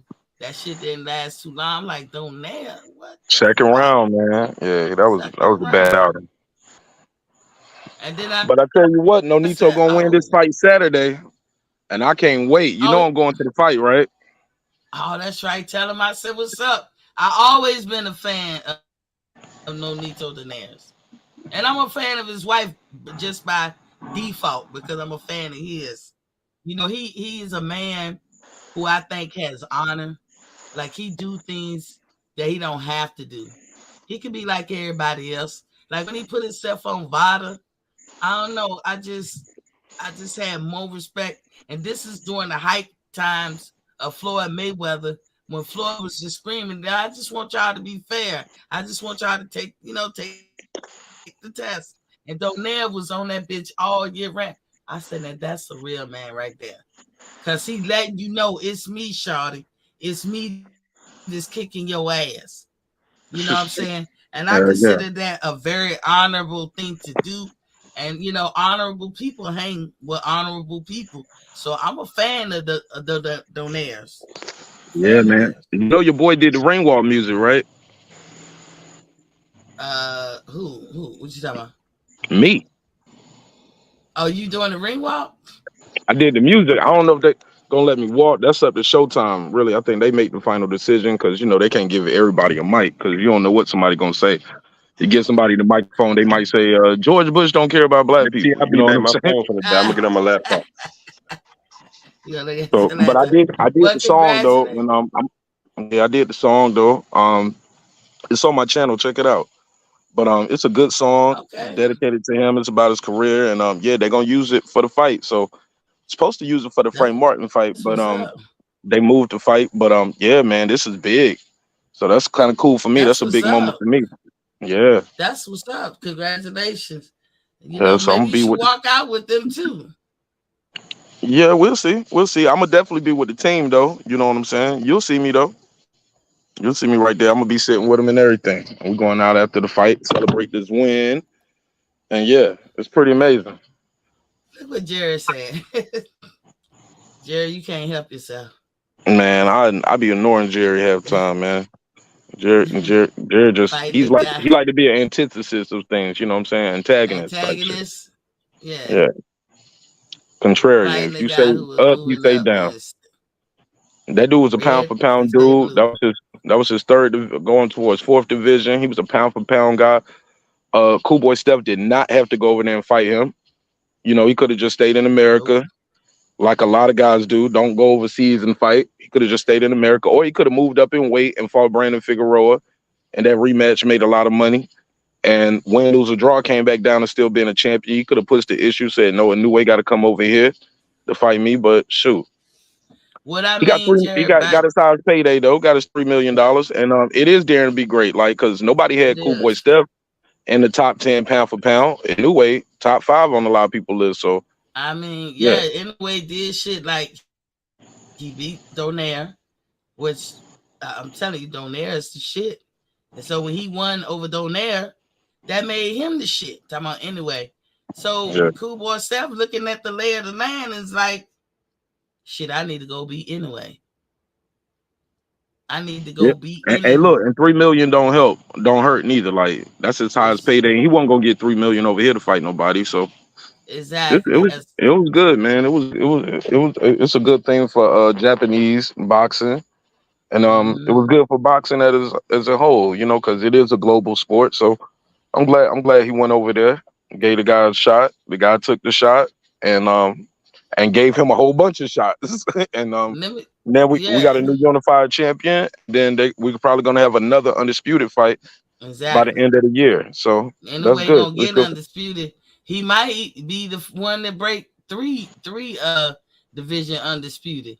Like can't y'all see he's on the pathway to be better than what Floyd did and Manny Pacquiao. That dude has a gift. Yeah. He's definitely gifted. I don't care what you say about him, but like for the longest time, I'm like, who is this fucking anyway? Like, man, they're just trying to give it to a Japanese person. He want one division fight. Like he a champion one division. I'm blowing him off. And I've never seen his fight. And then I seen the clips as the fight was going on. I said, oh, this nigga can fight. And I've seen many of Cool Boy Step. And one thing about Cool Boy Step, when I was coaching boxing, my thing was, if you can't run, I'm not going to waste your time. If it's kids do it for the love of the sport.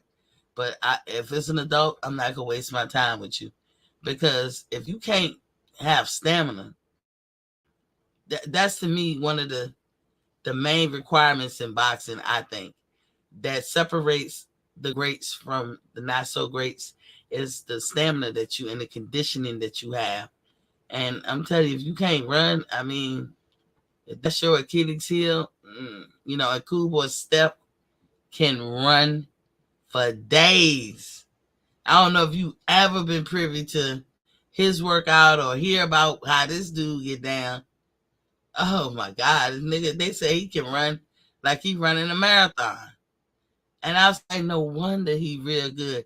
Because all he had to do was learn the skills and shit. He got the stamina. And even they said it on there when Anyway was piecing his ass up. They said, well, Cool Boy Step will recruit pretty fast because he's he's very, in good shape and he has good stamina. But he must have got caught with one of them. I don't even think it was. Hey, look, he ain't getting punched in the face and the body while you doing the marathons. That's just jogging. Yeah, but getting punched in the face and the body while you doing it, shit, it's a whole nother monster, man. No pun intended. But congratulations to Inoue, man. Congratulations, man. Congratulations, you put on a hell of a performance. I'm a fan now. Hell of a performance. Hey, when Bud win this weekend, they gonna probably make him number one pound for pound. But even if they put Inoue first, I mean, technically, I think between their records and what they accomplished, Bud should go first. But if they put he is gonna go first because I'm not mad because Bud is beating Bud will be beating another pound for pound guy. Cool Boy Steph wasn't on the pound for pound top 10 list. Spence has been and is on the pound for pound list. So that's the slight edge. You know what I'm saying? You're a pound for pound guy beating another pound for pound top 10 guy versus Cool Boy Steph wasn't on the top 10 pound for pound list. And he's not known to have power like that. He's in the top, I think they put the graphic on the screen. He's in the top 5 lowest of guys who have knockouts in that division. He's known to box and be a slick boxer and have some movement. But nah, man, he good fight though. Good fight. But definitely the winner of this Spence and Crawford fight, Terence Bud Crawford, will be pound for pound number 1 best boxer in the world, man. Yeah. And I can't wait. I'm not gonna quiver about which one come first. That's on them. But long as Bud get the victory this weekend. That guy Ramirez, did you watch him fight too? I'm a fan of his now. No, I didn't see none of the fights other than the main event.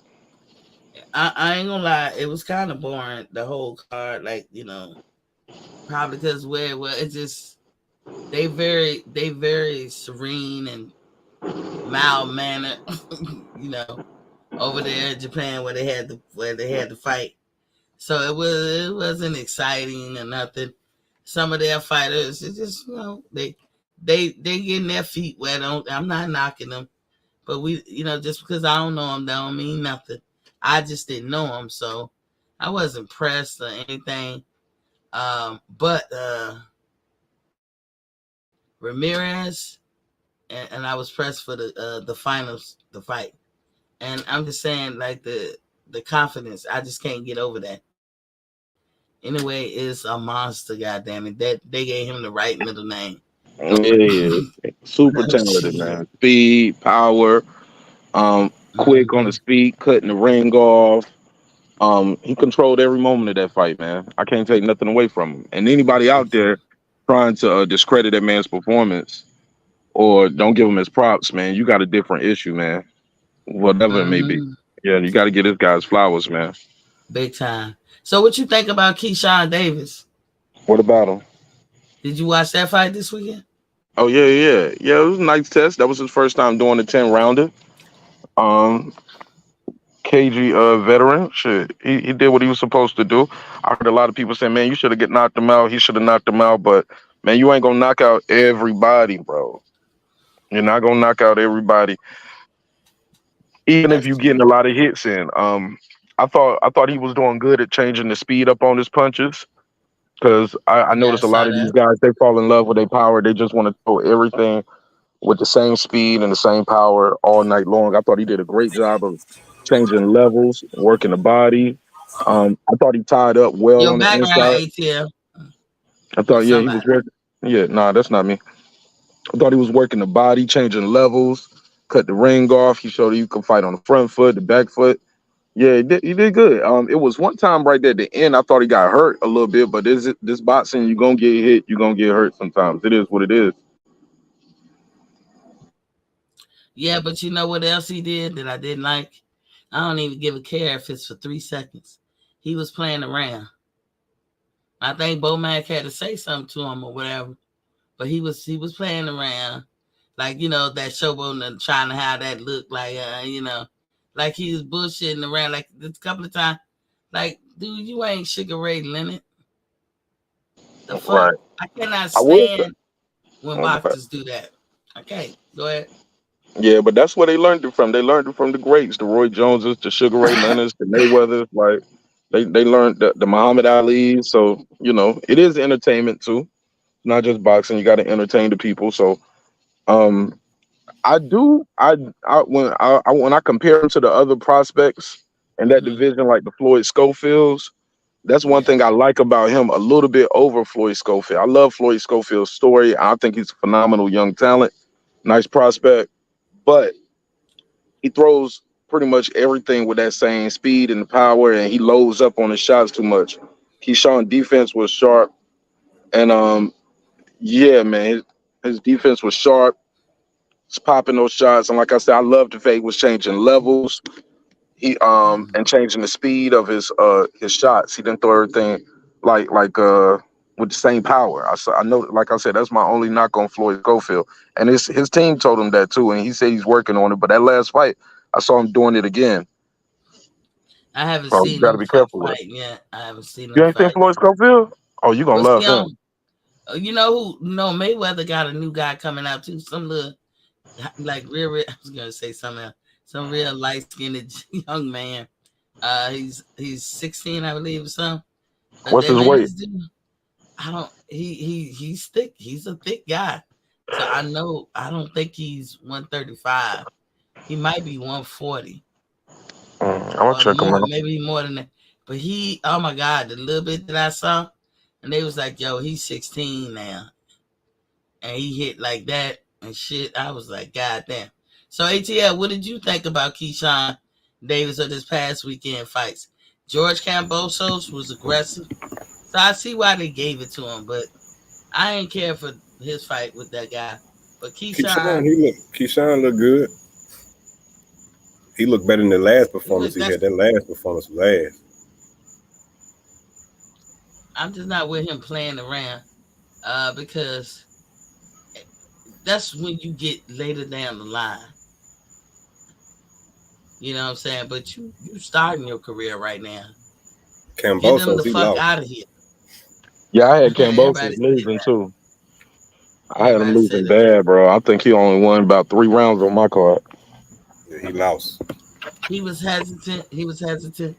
And I'm gonna tell you, all them They guys fought a that be top ranked hesitant Frank. to throw that He was there. missing. He was trying to be aggressive, but he was missing big. He was getting caught in between shots. His foot placement was wrong. No head Upset. movement. The jab couldn't get there. I just thought he got totally outclassed. I was shocked when I heard 114, 114. I was like, damn, y'all got it as a draw. But I was like, all right, Maxie Hughes gonna win this thing. And then I heard the scores. I was like, damn, all right, go ahead, Maxie. And then they said ferocious George Kambosos. I was like, wow, I don't see how they scored that, but I'll tell you. crazy. Yeah, he was getting He's a schooled by million. Buddy, man. He's a millionaire now, and he. Somebody said, one of y'all said he signed with Top Rank 3-fight deal, 4-fight deal, Yeah. but he was being aggressive. He had a couple of flurries. The problem with Maxie Hughes, he was reminding me of Floyd just a little bit, because he was popping him. He was punching in between punches. He had good foot placement. He was boxing. However, that shit works for Floyd because we know what Floyd could do, and Floyd could keep you at the end of that all day. But Maxie, you gotta fight these dudes. That's how I feel. You gotta let them hands go and fight, and that's probably why they took it from, because Maxie was being real clever. Pop, a little bit of time go by. Pop, Hey, he threw more and landed more though, Miss T. Yeah, Miss T. I just think it wouldn't have mattered how he fought this dude. Kambosos was gonna win unless he knocked him out. They have a plan for Kambosos. But it was looking like Rolly. Disparagingly. Yeah, it was just looking disparagingly, his performance, and he's too young for that. Who, Kambosos? Maxie Hughes. I thought he looked fine. I mean, talk about aggression, but you have to be. Looking. He wasn't bad looking. What I'm saying is, he was sitting there, he was fighting like he's an old veteran. He's popping him, catching him, and did a good job. He was schooling his man. But he was not throwing hands. And Kambosos was moving around like a little hopping animal or something, like a bunny rabbit, just hopping around, throwing his head, moving all like that. And, to a judge that might be in the other side of the ring that can't see around, he might think that Kambosos was piecing him up, but he won't. At the fight, all in all, just wasn't it for me. But I rock with y'all if y'all say he was robbed. Yeah, he was robbed. He was robbed. We all know what happened, man. They got Kambosos gonna fight Machenko or something like that, or somebody like that, or like Shakur. Yeah, did he even win a belt, or he just won a spot? Who? Kambosos. He won all TOs belts. He won all 3 TOs belts. No. Oh, not now. Fight. I'm talking about. He's talking. Yeah, he's a title eliminated. That's okay, yeah. That's what they was fighting. Because he was holding that belt like he won some. I think they was on a title eliminator. Yeah, probably. What y'all think about the weigh-in? I mean, what y'all think about the I don't know if we talked about this already, but it's all good. Pulling up in Vegas. Well, go ahead. You put you talking about the grand arrival? Mm-hmm. So, as you heard me say earlier, I was like, he have his shirt on, so I can't really see. But the media workout, he was drained. He had no energy. I was like, oh shit, this dude ain't gonna even make weight, whatever. But I'm looking at him now, and I don't feel like he's right on 147, but I believe he's in the ballpark. I think he might be 154, 53, somewhere close to that. I think he could pull it through, but this gonna be the worst 3.5 motherfucking days of his life. I don't believe that. You believe he was 147 right now? Yeah. Come on, man. One thing I will say is that they're gonna be heavier when they fight. Yeah, he's gonna be heavier. He was getting touched up by Derek James You know what I'm saying? In that workout, man. Yeah, he did That look a left little bit off, but then he got it. If you can't see Not James in that punches, workout. you ain't gonna see. I can say this. I can't wait, bro. Crawford really gonna beat that nigga bad. He gonna beat him bad, man. I kind of feel bad. How he was doing the bad versus Yugas, he made me believe he was gonna whoop Yugas' ass. I mean, even though he's still gonna whoop Terence Crawford's ass, he didn't give the intensity that he did with Yugas on the bag. Because he was tearing that bag up with Yugas. Yugas is right in front of him. You heard what he said today. I hear what a lot of shit he said. He be saying some look for real. He said when the lights come on and the stars line up. I'm like, you know what I'm saying? Tay, like, tell the truth. If you listen to Spence, he's saying that here because he's fish, you know what I'm saying? He said, I stay in deep water. Yeah, he used to that. You know what I'm saying? He used to a fisherman learn them, catching them. You know what I'm saying? That's what he getting at right now. You know what I'm saying? You gotta lure that fish out with them big lights that you have when you out late night fishing. And you gotta bring them boys in, you catch them. That's what Terence Crawford's gonna do to that boy, man. All this resume. Sound good. All this what we seen these guys. This is what I see the comparison between like the Fulton fight and the Inoue fight. Reason why, because people said even though we see all the talent in the world from a guy like Inoue and Terence Crawford, these guys want to say, oh, their resume is not that good. Even though we know, as real boxers, that he did fight some good opponents. And then as soon as he got in the ring, all that, oh, he ain't never in the history of niggadom has Errol Spence froze up in any fight. He gonna freeze up because he never fight like Terence Crawford. He fights a bunch of flat. That nigga's a workhorse. And I can't wait. Don't be running, Tay. It's gonna be hard Saturday, bro. Like, I'm trying to tell you, bro. It's gonna be hard. Just come in and accept it like a man. You know what I'm saying? On Sunday or on Monday.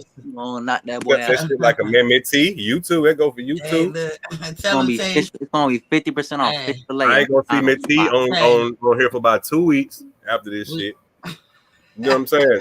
She ain't gonna have nothing to talk about.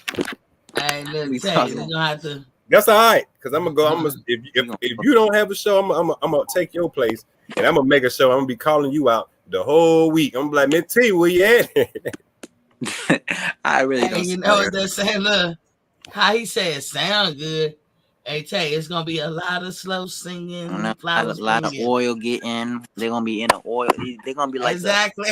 What Destiny at? She hiding before the fight. She already know. The end of their life, they're gonna do that. They're gonna be Destiny, like, where you at? Put enough oil on ourselves. We gonna. I know you watching Destiny. I know you got anxiety. I don't know. Destiny probably working. Look at that, y'all. Look what time. Oh, we caught the bitch. He wasn't so big after all, man. he was just a big. He was just in a small pond. That small PVC exactly. pond. Now he in the ocean. You know what I'm saying? Now he with a real fisherman. You gonna see how big that is. You know, I ain't even gonna. You know, we ain't even gonna get deep into it because we got a couple of more days. So we ain't getting deep because Errol Spence ain't that much. All y'all fantasies gonna be taken away. He a little guppy. That's he the big guppy. He the big exactly. Guppy. I made you a shirt, man. There you go. Oh hell no! Why you say hell no? That's your boy Spence. Oh, that's cool then. You thought I look? I'm fair. I can't see close up. I'm blind. Oh, it said undisputed season. I won't go say strap season because he truly say that. I made these shirts, y'all. Oh, okay, that was up. It got undisputed on the sleeve, but you know my boy. Okay, what they going for?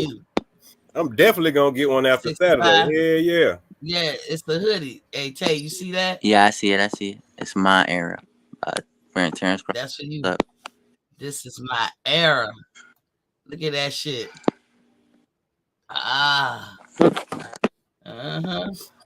Earl said, "Ain't no goddamn rematch. He going to 154 when he get through beating Crawford ass." And he not going.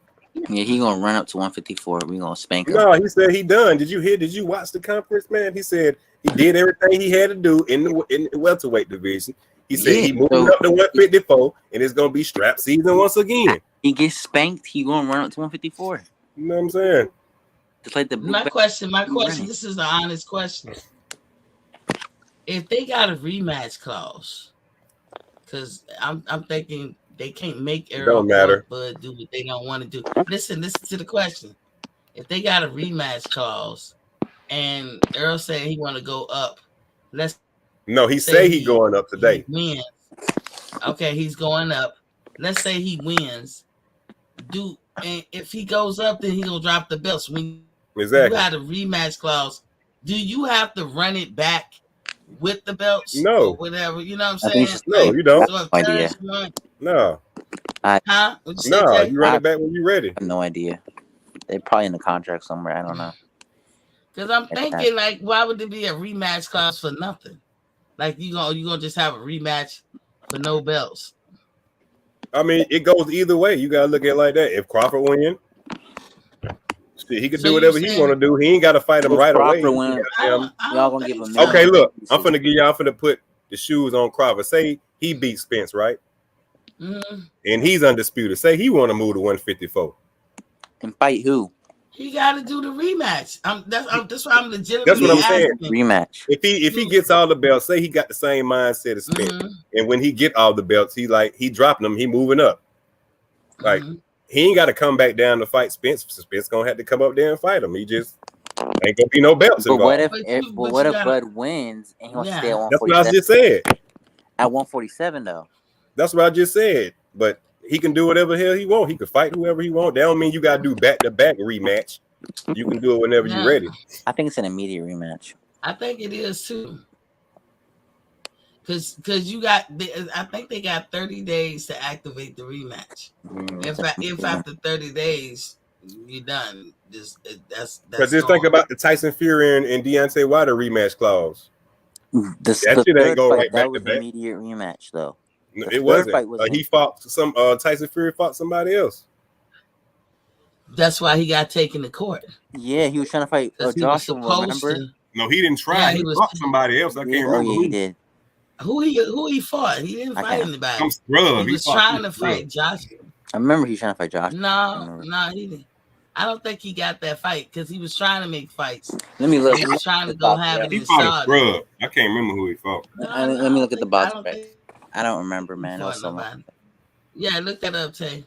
But I don't think he fought anybody. But my point is, if me and you fighting and I got a rematch clause and you win, I won't get back. I want to try. Was it Ali Walton? He fought Ali Walton. This is the third fight. We're talking about the third fight. Man, he fought a bum. I can't remember his name. The third fight. The second fight, then the third fight happened right after. It was an immediate rematch in the third fight. And he fight nobody. Remember, he was crying and shit because they was when he went to fight Joshua. Remember, he was like, "Let me fight Joshua," because the Saudis was gonna pay his ass, or somebody over there in the Middle East was gonna pay his ass a grip. But I mean, like, we getting close to the fight. I am happy. You know what I'm saying? I'm happy this day is finally here. And I know Bud is going to be victorious. But in the end of the day, people, it is just a fight. As me and ATL said this all the time. Oh, yeah, we love both of the brothers, man. We love both of them, but I hope that we beefing right there. And give the other guy credit. We beefing right now. I hope we give Errol Spence credit if he wins, and I hope they give Crawford credit if he wins. I don't know how to give. Let me let everybody out there know, because people tend to forget sometimes. I am not a Spence sexual. I fuck with Bud Crawford, but in this fight, Errol Spence is my favorite fighter. And that's Spence. Who's gonna win. You know what I'm saying? But besides same with me. After the fight, I still love both of them brothers and want nothing but the best for them. I'm not no hater, none of that shit. So don't think that I'm just riding Errol nuts, shit like that. I fuck with Crawford too outside of Errol Spence. You know what I'm saying? So I don't hate him. I like them both. But I ain't gonna lie. All this shit that Errol fans took us through and Errol Spence himself, I want Bud to beat the dog shit out of him. Now after that, we can become friends. And the horse want water too, but you can't lead him to drink it. Well, I'm gonna tell you, Bud gonna y'all just have no idea. I can't wait. Laugh. Like sometimes people be trying to drag me in. I be like, nope, I can't do it. You know I don't try to drag you in. Look, y'all. Look, now I'm talking about my friends outside of this page, outside the podcast. Y'all see that shirt? Ain't that cute? Mm-hmm. Yeah, I like that. I designed that. That's what's up. That's what's up. I did that one too. And for the guy, everything's a process. That's what it says up there. Everything is a process. So y'all see the little ticket down the bottom, AskMeT51.com. Go on over there, get your gadgets and t-shirts. And I done dropped my t-shirt. I think I figured out a good price for my t-shirts. Love is love. What else I got? I got a whole bunch of t-shirts in there, y'all. Just for the dudes. Look at that sauce. Mm-hmm. And for your little muscle shirt. You know, you hot like fire. Could you make me one after Saturday? Yeah, what you want me to make you? I want the tank top, just like you just do. And I want to say man down on that bit. Undisputed. Man down, undisputed. I got you. Yeah. If that nigga ain't undisputed, I won't be making that fraud if he lose. I mean, who's shooting? For the ladies, I'm a dime. What you shooting in a room at? Full of pennies. You shoot some raccoons? See that? Oh damn, nigga! Y'all better be careful out there. Now you know I'm from the hood. I know gunshots, nigga. Look at this one right here, ATL. I'm a dime in the room full of pennies. That's how it's gonna sound after the fight. Hey Tay, Tay, that's how it's gonna sound after the fight. The Crawford gonna be dead. That's the sound for all you Crawford fans. Hey, do it again. What is that? If that's a special little toy for the ladies, Tay. Oh, that's a rose toy. Oh Lord. Yeah. Look at Tay. He know about that. Look at my little nasty dude. ass. Oh, Tay. Nasty. Nah, if he on TikTok, that's how I know. I never used it. Nah, for real. So it was on. All these girls were like, "Oh my god, my man need to get the Rose toy." And I was like, "What the heck's a Rose toy?" I ain't gonna lie, man. To you, I opened up me a TikTok like last week, and my shit popping. Is it? From a channel. Damn, nigga.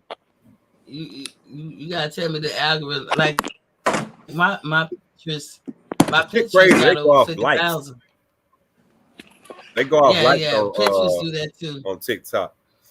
I almost got 100 followers and like 250 likes in a week.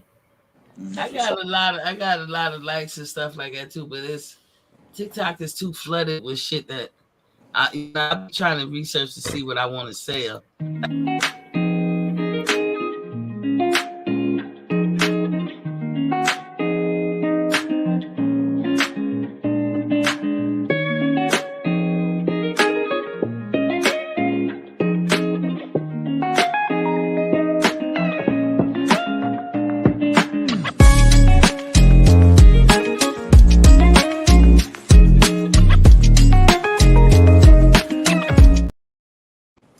That's my little commercial. I gotta learn how to end it well, but I sell that too on my digital store. Oh, okay. But I sell all kinds of stuff. Cause I be sending, I'm a gadget person, y'all. But look, by nature in the family, you always got you a gadget person. I'm the gadget person in my family. Lord knows if it's out there and it's been invented, Miss T done had it or got it right now. Hey, look, Miss T, I'm finna ask you and Tay a question on your show. First, starting with you, right? What's up? You saying Crawford gonna win? Yep. How is it gonna end? Offer a late round stoppage, just like the Inoue fight. He gonna get. You got to be exact. Give me an exact prediction. What round? How it's gonna happen? I'm gonna say either Terence Crawford knocks him out in like 10-12, or he doesn't knock him on the wall and he wins the decision. But I can see Errol Spence, throwing. It's crazy to me. Also, I want to say one more thing, man. How is Errol a lot of? Oh my God, he's such a huge power puncher, but he be hitting dudes over like 400 times, and he not dropping them at all. He sound very feather fisted, if you ask me. I mean, if you hit a dude 400 times and he ain't go down once, like how hard is you really punching? But do you see these people the next day? Cause you got hit 400 times. If I hit you anything 400 times, it's gonna hurt. What? Exactly. That don't mean you punch that hard. So, my thing is that it's only accumulation. He ain't hitting that. If he was really hitting, knocking dudes out, like we seen how Fulton reacted to Inoue, you know what I'm saying? He got blitzed, he got dropped. It was terrible, right? You know what I'm saying? But Errol Spence, he be hitting these dudes 400 times. He hits these dudes 400 times, and they don't even. I'm gonna tell you how Spence mentally breaks people, and I can sit here and be honest with y'all. That Kell Brook fight, Kell Brook was on that nigga ass. I ain't even gonna lie, but Spence didn't stop.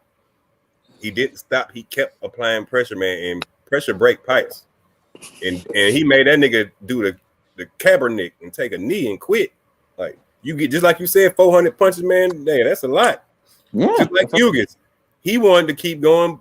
His heart wanted to keep going, but his face couldn't keep going. That's what I'm saying. He hit Ugas probably over 200 times and ain't dropped him once. But still, look what happened. But hold on, let me interject. So you brought up the Kell Brook fight, right? Yeah. As you always heard me, one of Spence's endearing traits is that he is a relentless fighter, and that's just his way. You can't really train that. That's either in you or not in you, right? One of those traits. But here's the thing: you have to take into consideration of the nut cracking, because I saw the Kell Brook fight, and he hit him so many times in the nuts. Again, either I'm gonna take all of y'all men's word for it that I've been hearing since I was a little girl, that y'all nuts are very sensitive, or I'm gonna stop believing that shit, because Spence not, and this will make it bad, ATL. I'm being honest. When he hit him in the nuts, I can see you saying, oops, because where you landed. But he run it back several times. I seen him 3 times in a row hit Kell Brook in the nut area. And I was like, I can't with you, man. You not no hellified boxer. You trying to take leverage by hurting this man, in an illegal blow. And you hoping that the referee don't call it. I can tell you this, right?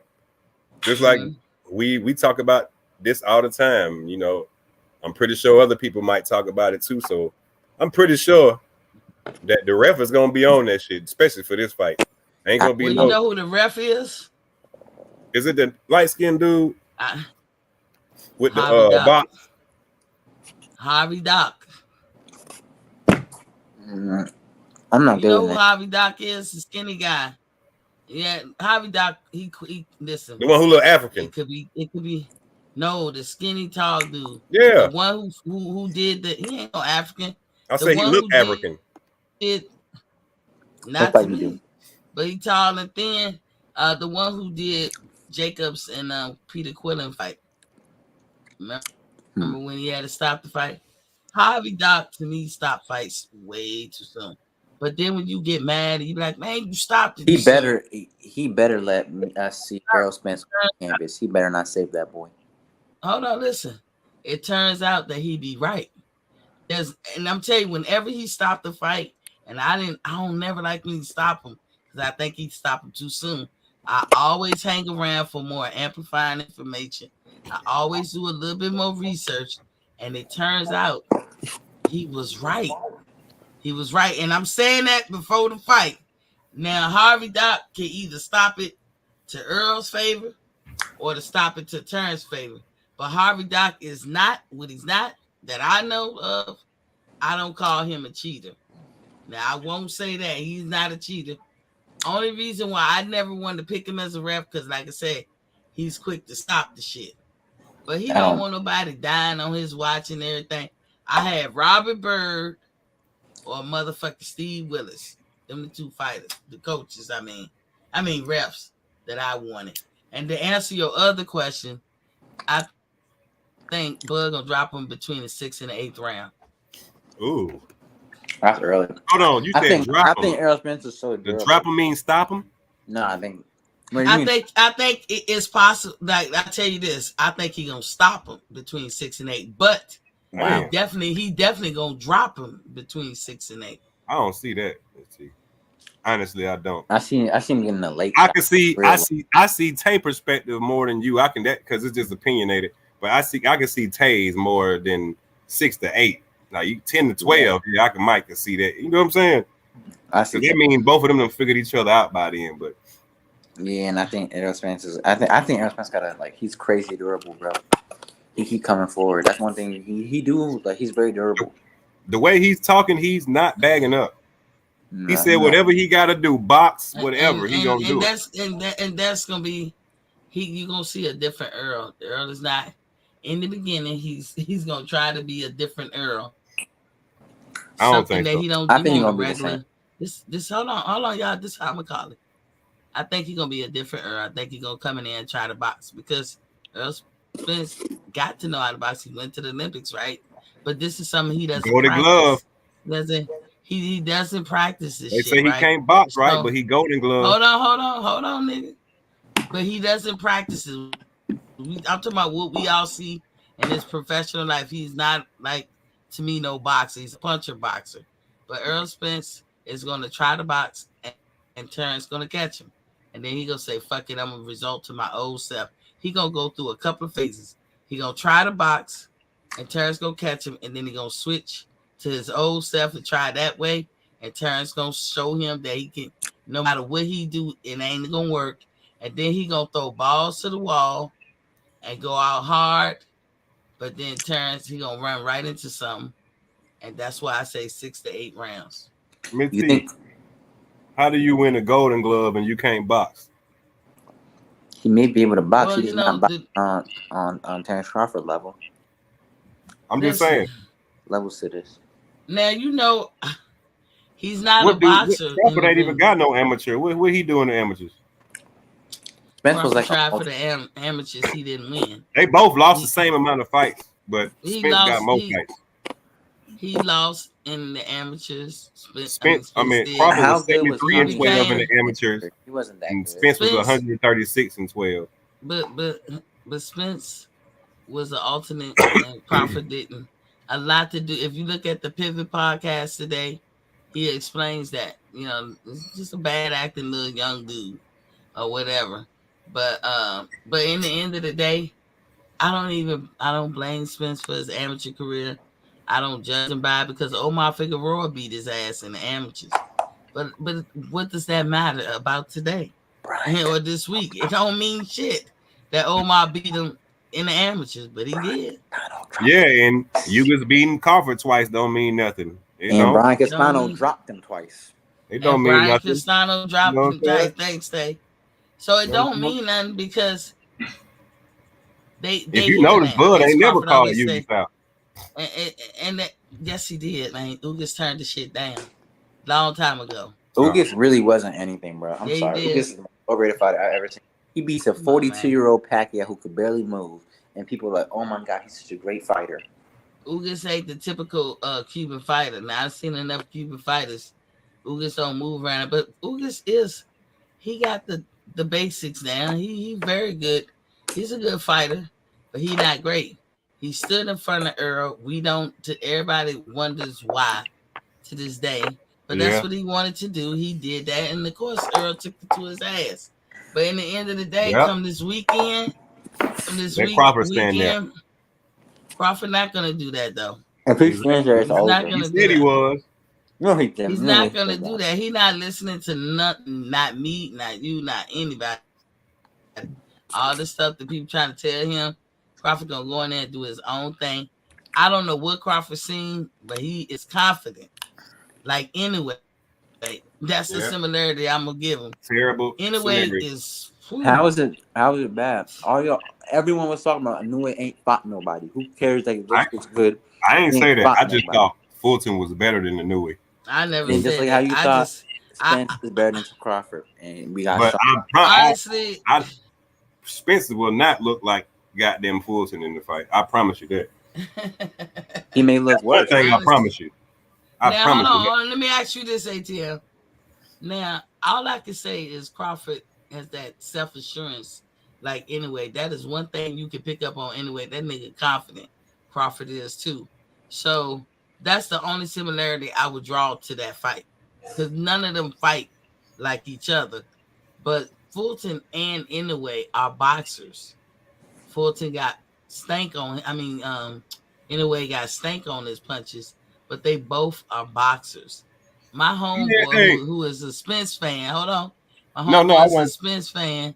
He tried to say that's how it's gonna look this weekend, as if Crawford is Fulton and Errol Spence is Inoue. I said, to me, cut them. That is cut the mess out. That's the exact opposite. Hey man, because Inoue like was weaker on the inside, just like how Terence Crawford is weaker on the inside compared to Errol Spence. But mid-range to outside, as we saw, it was a complete domination. That's how I think Bud is. Hey man, how y'all on the feel outside about and mid-range Porter? Complete domination. You think he nut riding or he just hating on Spence? Who? I don't know what the look.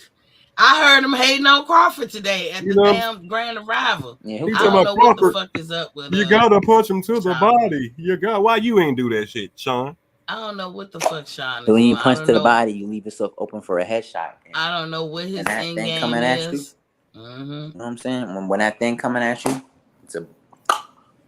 I don't know what. To be honest, I don't know what his end game is. Who? But I'm like for when he came up on that stage, I said, "Damn, he should know Crawford now. He should know Crawford." And then he'll put out something, and then he say something contrary, I guess. Because me and my homeboy was getting into it before the show started. But I mean, we always gonna make it cool in the end. But he was like trying to act going with that narrative that Porter half-ass trained or had one foot out the door for retirement. I think E3 exposed that. He said his dad said it's very similar to the Errol Spence fight. E3 posted. Check it out. I saw the interview with Porter and Andre Ward, and this might have happened May 31st this year or June 1st. Andre Ward, as we all know, we've seen his special on Showtime. He had a special that come out on June 3rd. And right before that special, he was on the Porterweight podcast. And Andre went through this whole soliloquy of how he came to be retired. Guess who else wanted to share? Porter. And Porter said he had wanted to retire. That he talked it over with his wife. It was a done deal. But the Errol Spence fight came up and he said, okay, after this fight, I'm definitely retired.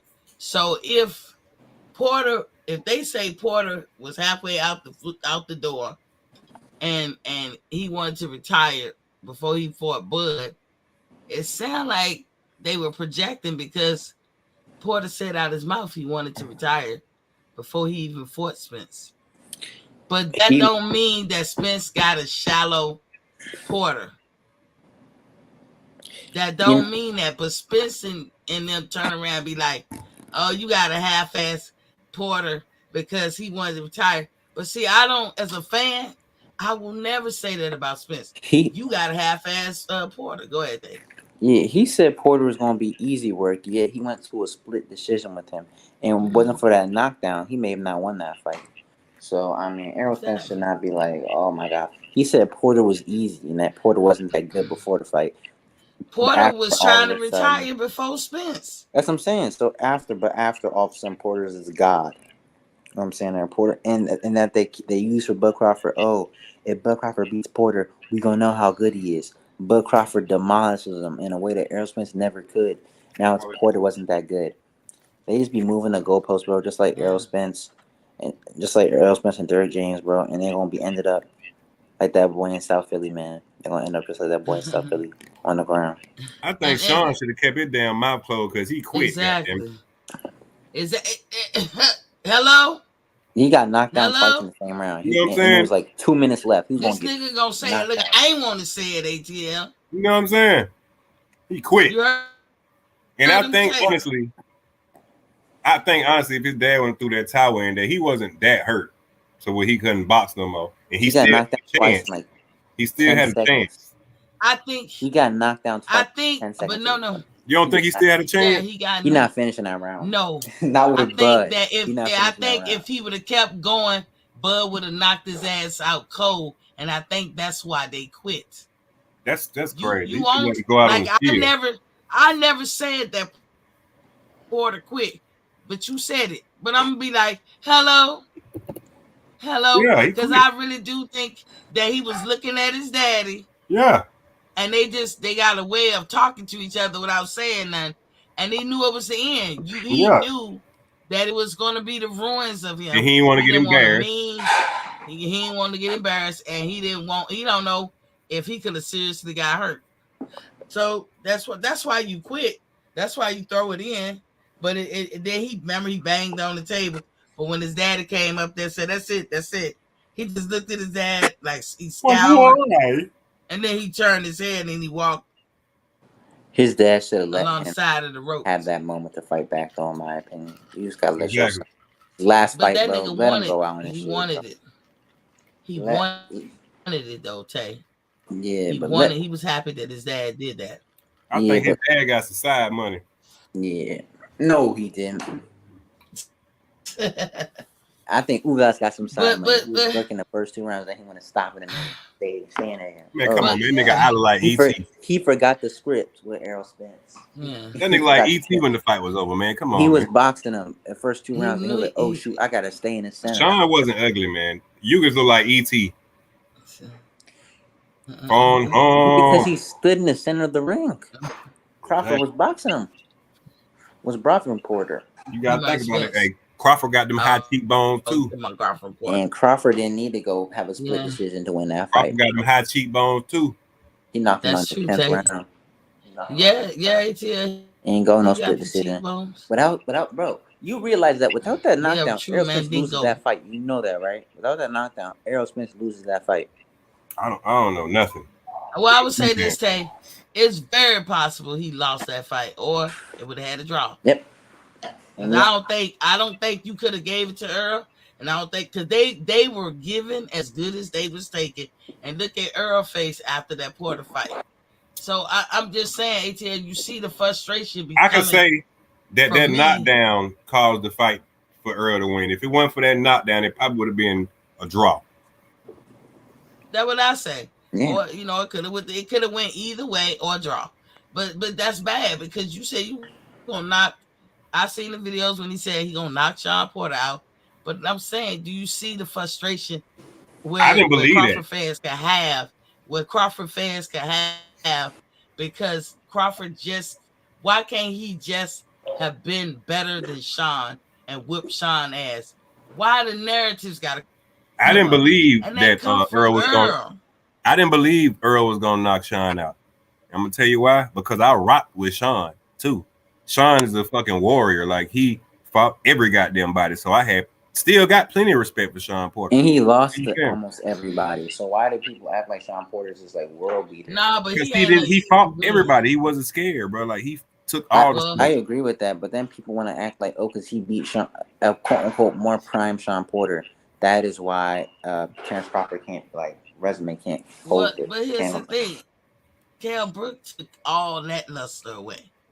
That was about as prime and good as Sean Porter gets when he That's what I'm saying. Kell Brook. So when Errol Spence and them create these narratives, nigga, it is so frustrating when you just trying to be fair. Yep. You beat them handily because you that man, you just king dingling. But when Terrence beat somebody, that won't nothing. His daddy actually quit. He wasn't ready for the fight.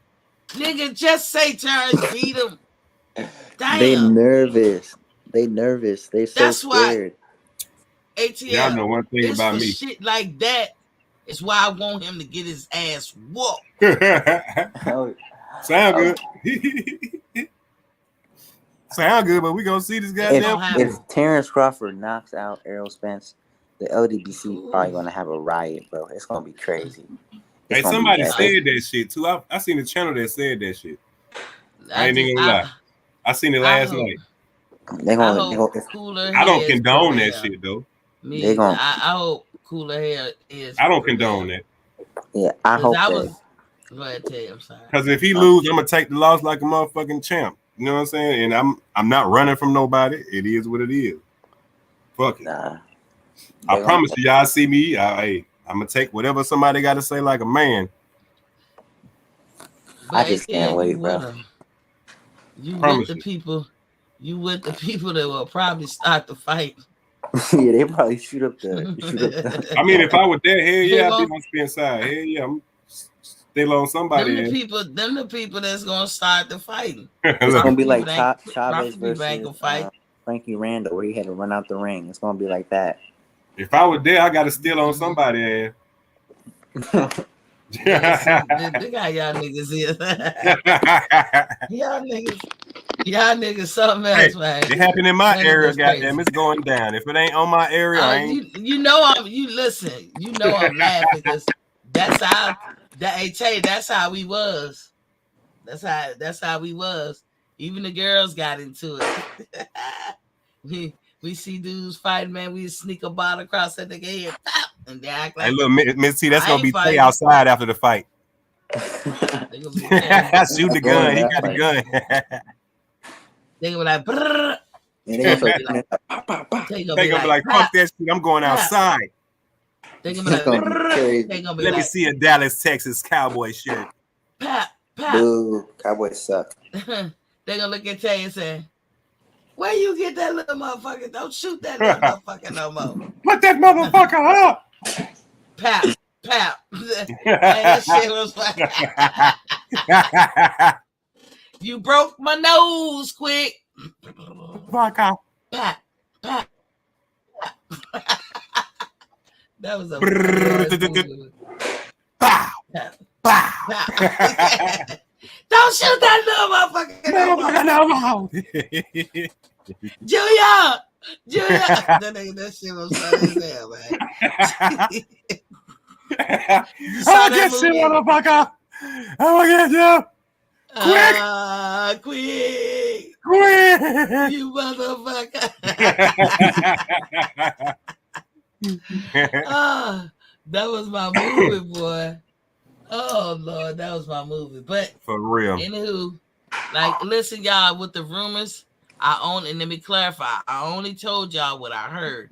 I ain't see no videos. I heard he's still trying to cut weight. And I'm gonna tell you, if 3 days for the weigh-in. Really, it ain't even really 3 whole days. I mean, the weigh-in gonna be here Friday. That's too close to be still trying to lose weight. I'm gonna tell you what'll make you not see me, right? Like just like I told you, if he lose fair and square, then you gonna see me. But he better not miss no goddamn weight and lose on the goddamn scale. If he lose on the scale, nigga, y'all ain't gonna see me for about a month or two. We're gonna be like, we're in the money. Tay, if he lose on the scale, there go his 8 figures. Hey. He lose on the scale, bro. Y'all ain't gonna hear from me for about 2 months. I'm gonna take my channel down. That fight will still happen, right? I mean, he'll just not. Yeah, it was still going. Yeah, it's still going, but Crawford already had a belt. Nah.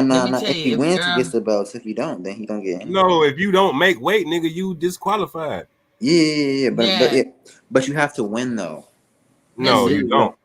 Errol Spence. Shakur Stevenson lost his belt because he missed weight. But he's not. Tank lost 2 belts. Tank lost 2 belts because of weight. He can't win belts. That's not disqualified. But he lost his belt. Yeah, they lose their belts on the scale. Yeah, but that don't mean that Terence is not still going for the belts. Because if they still can have the fight, if Terence win, Terence will get all 3 of the belts. He'll still be undisputed.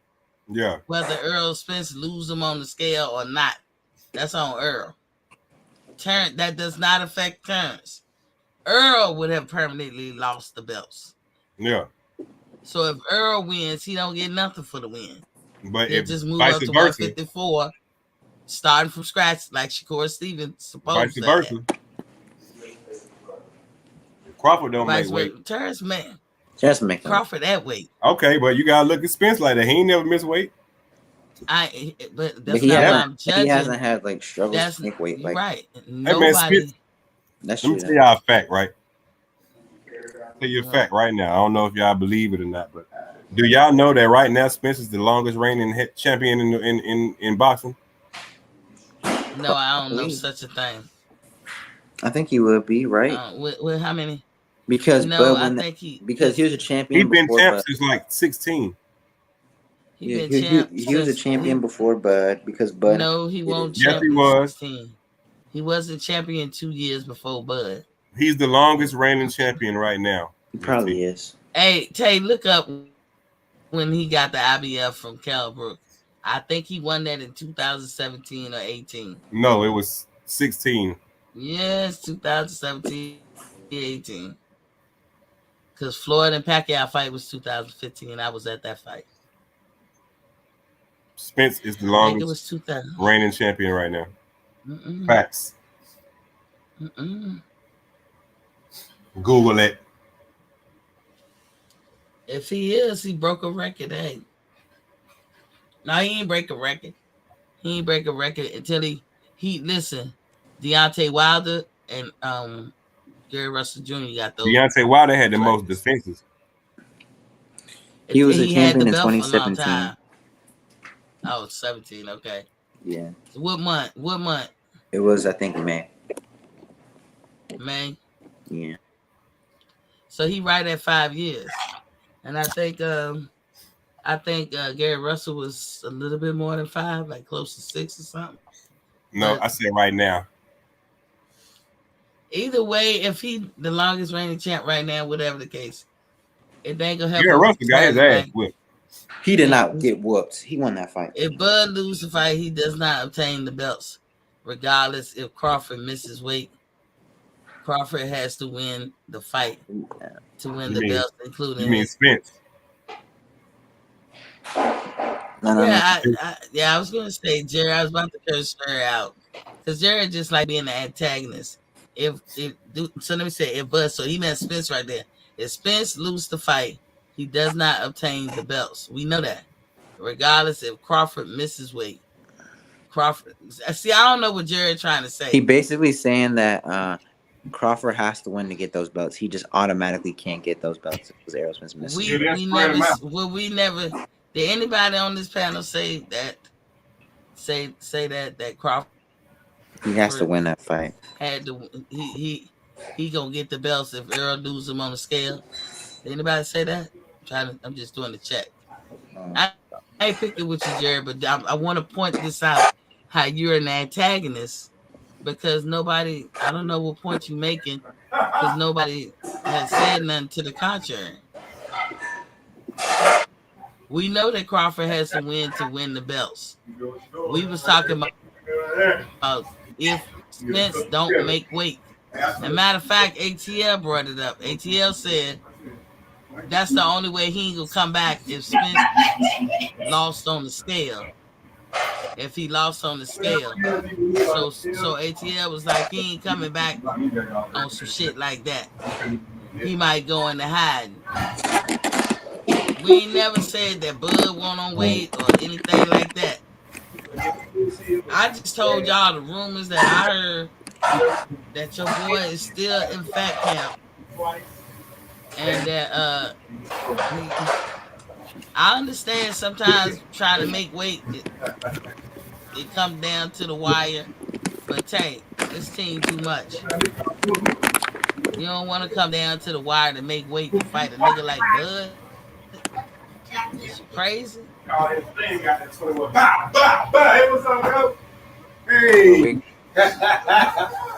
Hey, Tay, what you want to make him do if they lose? If ATL lose, what you want ATL to do? I don't really have anything.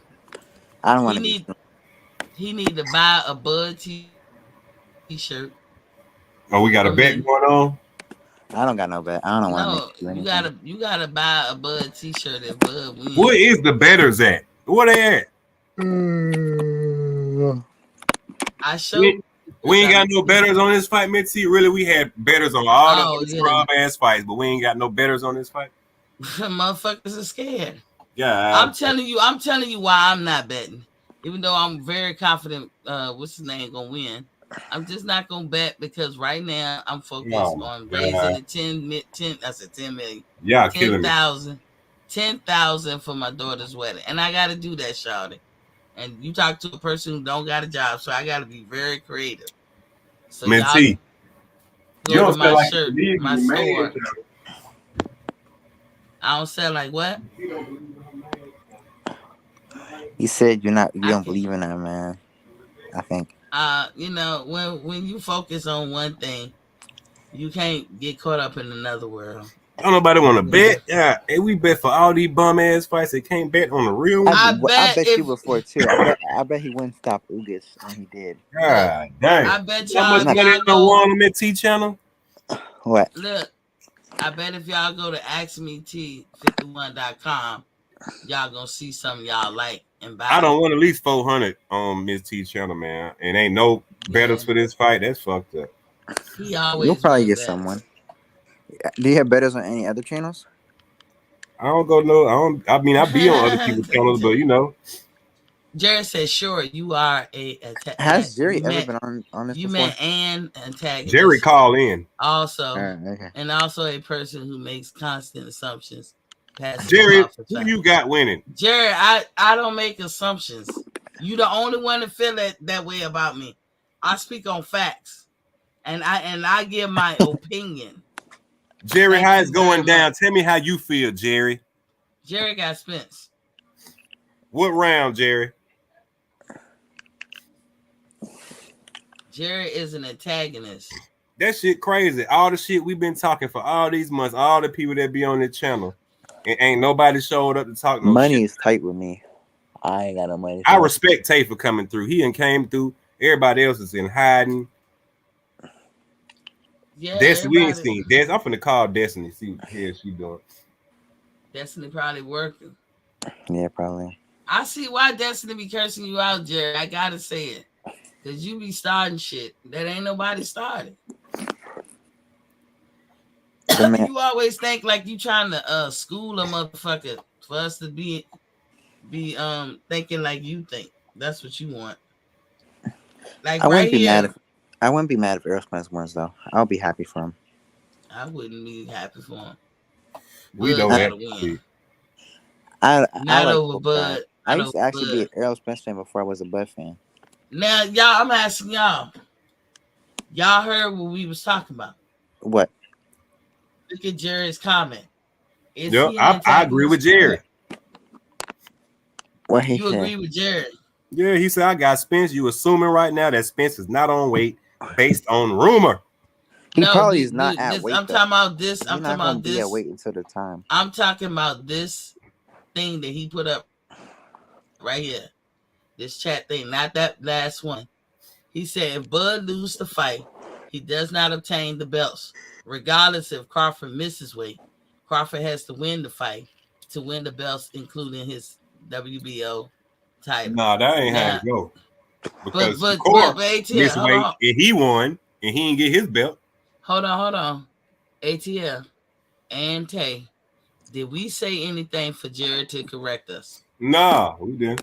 So right there, Jared, that's what I mean by you being antagonist because you're correcting us, and we didn't say nothing for us to be corrected. We just said ATL was just making a statement like that's the only way he ain't gonna show his face if motherfucking Spence don't make the weight. Now that will embarrass ATL enough where he ain't gonna show his face. That's all we was saying, Jerry. Yeah, that's embarrassing, man. You came back to try to correct us. That is embarrassing. I got Spencer. Well, he's not. He didn't even miss weight, so I'm just saying. That's just. He's probably not on like it would be embarrassing for the day of it. He's probably gonna. pee and get all this stuff out of him. Jared, people disagree with me all the time. I don't know what the fuck you be listening to. Then you say I'm assuming right now that Spence is not on weight based on rumor. Did I or did I not say this is a rumor? Yeah, you did. I got the guts to say when I'm speculating, guessing, or doing hyperbole, or even picking. How many times have you saw me do this, ATL? When I say, all the time. Why is Jerry talking about himself in third person? I'm picking. That's funny. Like I be like, but I'm picking y'all. So Jerry, I don't know what the hell you talking about. And then you say, I don't like when people disagree with me. No, you trying to be the top dog. You trying to be the HNIC, but you know you not. That's what it is. HNIC. Head nigga in charge. Oh. Why you tell this nigga? If you don't know, you don't know, ATL. My bad. I'm in this Mrs. Williams. I've been drinking. Just spit out a little game. Thank you. Damn, boy. Jared didn't know what that is. But that was Jared trying to be, the HNIC. But no, I rebuke that, Jared. I don't want an HNIC. Jerry, I can agree with her on that. You do be trying to be in charge, because when you get on here on your call, goddamn, you be talking for like 2 hours. And I don't mind it, Jerry. I don't mind your opinion, but don't tell me I'm wrong. You live for to come and tell me how wrong I am. Well, Miss T saying don't try to force your opinions on her. Yeah, it's almost like she's saying what you saying is an opinion, and what she's saying is an opinion, but she's spitting it because it's her shit. Yeah, you want us ninjas to just fall in line under you. That's what you want, and don't explain that. But Jerry, just know. But that's how I feel. Jerry, after this weekend, just know everything we done talked about is gonna be true, and then you know you can get back on and antagonize her again. And I'm gonna curse his ass out again. I can't wait. I can't wait. You don't see that I can't explain it to you, Jared. Well, Jared, look, I apologize. Let me be the first to apologize. If you was just making a statement, you making a statement. Don't come on this bitch correcting me though. If I'm wrong, let me be motherfucking wrong. You are banned for about a month. Jared, from correcting me. After a month, you come back and then the novelty is Jerry white? Off. Yeah, right. What he sound like? Jerry don't matter. Hey, Jerry, when Spence win, you know I'm gonna be live all week when Spence whoop his ass. So you come on my channel, you know what I'm saying? We could talk all goddamn night after Spence whoop goddamn Crawford ass. Jerry, you so wrong. Most of the people on my channel, I have probably just as many Spence fans that come here than Crawford. And most people be on my channel. Most people be at work still when I come on. But most people that come on my channel, I'm calling out Modern King. Modern King, everybody. Yeah, they haven't. I haven't. But Jared, I will crush you in debating. Tay, I know you no. What T-word? He must be thinking about Destiny. Destiny tongue lashed the hell out you. Oh, but, yeah. Dude, I'll debate that. I'll win at debating. I'll win at debating, Jared. I'll win. You're not good at debating at all because you talk with feelings and what you think the world should be. She said you emotional, Jerry. It's a different world, Jerry. Aquabird. And where you come from. Yes, it is. You're emotional, Jerry. Now, here's a chance to make it. If we focus on now. You stupid. Man, I want. Just remember that you've been told. It's a different world. Ooh, yeah. I want to make one more comment. I forgot. It's about Tank. Man, I can't stand that dude, Tank, bro. Why you can't stand Tank? He pisses me off, bro. I don't like that dude. He ain't going nowhere, bro. He's like the biggest duck in the world, and nobody has an issue with it. Bro, he is the black Canelo with the worst resume, and we're always. I hear what you're saying. I hear what you're saying, but and now he's trying to fight a new way. Boy, Tank ain't fighting nobody tough, bro. He fights I don't after know why. Bam. How did I don't Tank give a name damn. and Anyway get Yeah. crossed You know what I'm together? I saying? don't give a damn what you say about Tank. I If think he the get in that only ring way with Nui Shakur, going to sleep. I think the only way Jared, Shakur and Devin Haney can get that fight with him, they're gonna have to start speaking Spanish. They'll be like, no papi, no Jared, papi, soy dominicano, soy dominicano. Nui going No, to sleep. no, I I talk know in black. I know facts. black. That's what I they're gonna talk have to in do to get that. facts too, I know black. I know black. Jared. And I do assume, and I have opinions, just like all them other nigga shows you go on, Jerry. It's like, Oh, But just damn. because I'm a woman, Damn. don't mean I bow down to you. You ain't Damn. my superhero. So Jerry got get a that call, through your bro. thick It's head. funny. Damn, Jerry. I see you on all them other dudes' shows. Oh, What Jerry shit, be Jerry. on? She Did he on be your on ass. Bushido? Did he be on Bushido? I don't know. But Jerry used to go on Fred's show all the time. Other people's shows. I hear him on USA. I mean, good dudes. But he go on all them nigga shows, and they do the same shit I'm doing. But I guess I'm a woman, Jerry, and I Jerry, can't have she an said you opinion. be nut riding, I Jerry. give a fuck, nigga. Jerry, I'm free. She said Jerry be nut riding. If he nut riding, we call him Errol Spence fans. He be Errol Spencer. That's what we call him when you nut riding. He said I got Spence. We call him Errol Spencer when you nut riding nuts. Yeah. I don't know what we getting into, Jerry. I'm free, Jerry. But not be I've been free. I was free before I was a twinkle in my daddy eye. I don't know. I don't know if I'm rooting for a good fight because I feel like if Bud don't knock Errol Spence out, people gonna say that it ain't happening. That he not number one pound for pound. He ain't number one because of what Inoue did to Tay, just get ready that they gonna move the goalposts. He is, bro. Not necessarily ATL, but they gonna move the goalposts. If Spence win, I'm gonna say he won. I'm gonna come on here and let y'all say 9. I'm gonna be like, yeah, okay, go ahead. Now if Crawford whoop to fun Spence, then shit, it is what it is, bro. Ain't nothing I can say. It's like we gotta move, dude. You couldn't be more hurt than me in the Tyson Fury and Deontay Wilder fight. I'm gonna be hurt the same way. Third time, I was hurt now. I'm gonna be hurt the same way. I had tears. I had tears coming out my eyes. I just wanted to go swing on somebody. I swear to God, I just wanted to swing on anybody. Anybody that was close to me that I didn't like that night, I wanted to swing on their ass. Yeah, I was. I was hurt. I was genuinely hurt because I keep feeling like the ref stealing it from this man. And I don't like nobody to get done unfair. But by the time I made it downstairs from my seat to the lobby, I was fine. I was back in T's world. They just boxing, y'all. It's just it's a sport. It's fun talking about it. No, when that nigga fell down, Mayweather so much. You know what I'm saying? Because Mayweather, I ain't never felt like when he fell down like a tree, bro, that shit broke my heart. That's why I like Mayweather so much. Yeah. I never felt sad, not one day. And if Spence lose, I feel worse. I don't want Bud to lose, man. I talked to all these that's on here though. I have other channels to talk. I put a lot of time and effort, energy, paying attention to them too. And I know that they did Bud wrong. I don't give a fuck what nobody say. How they treated him all these years was fucked up.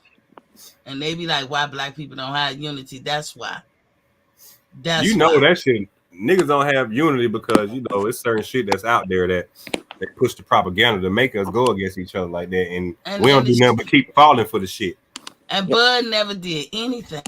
No, never to anybody to make people talk about him and feel that way about him.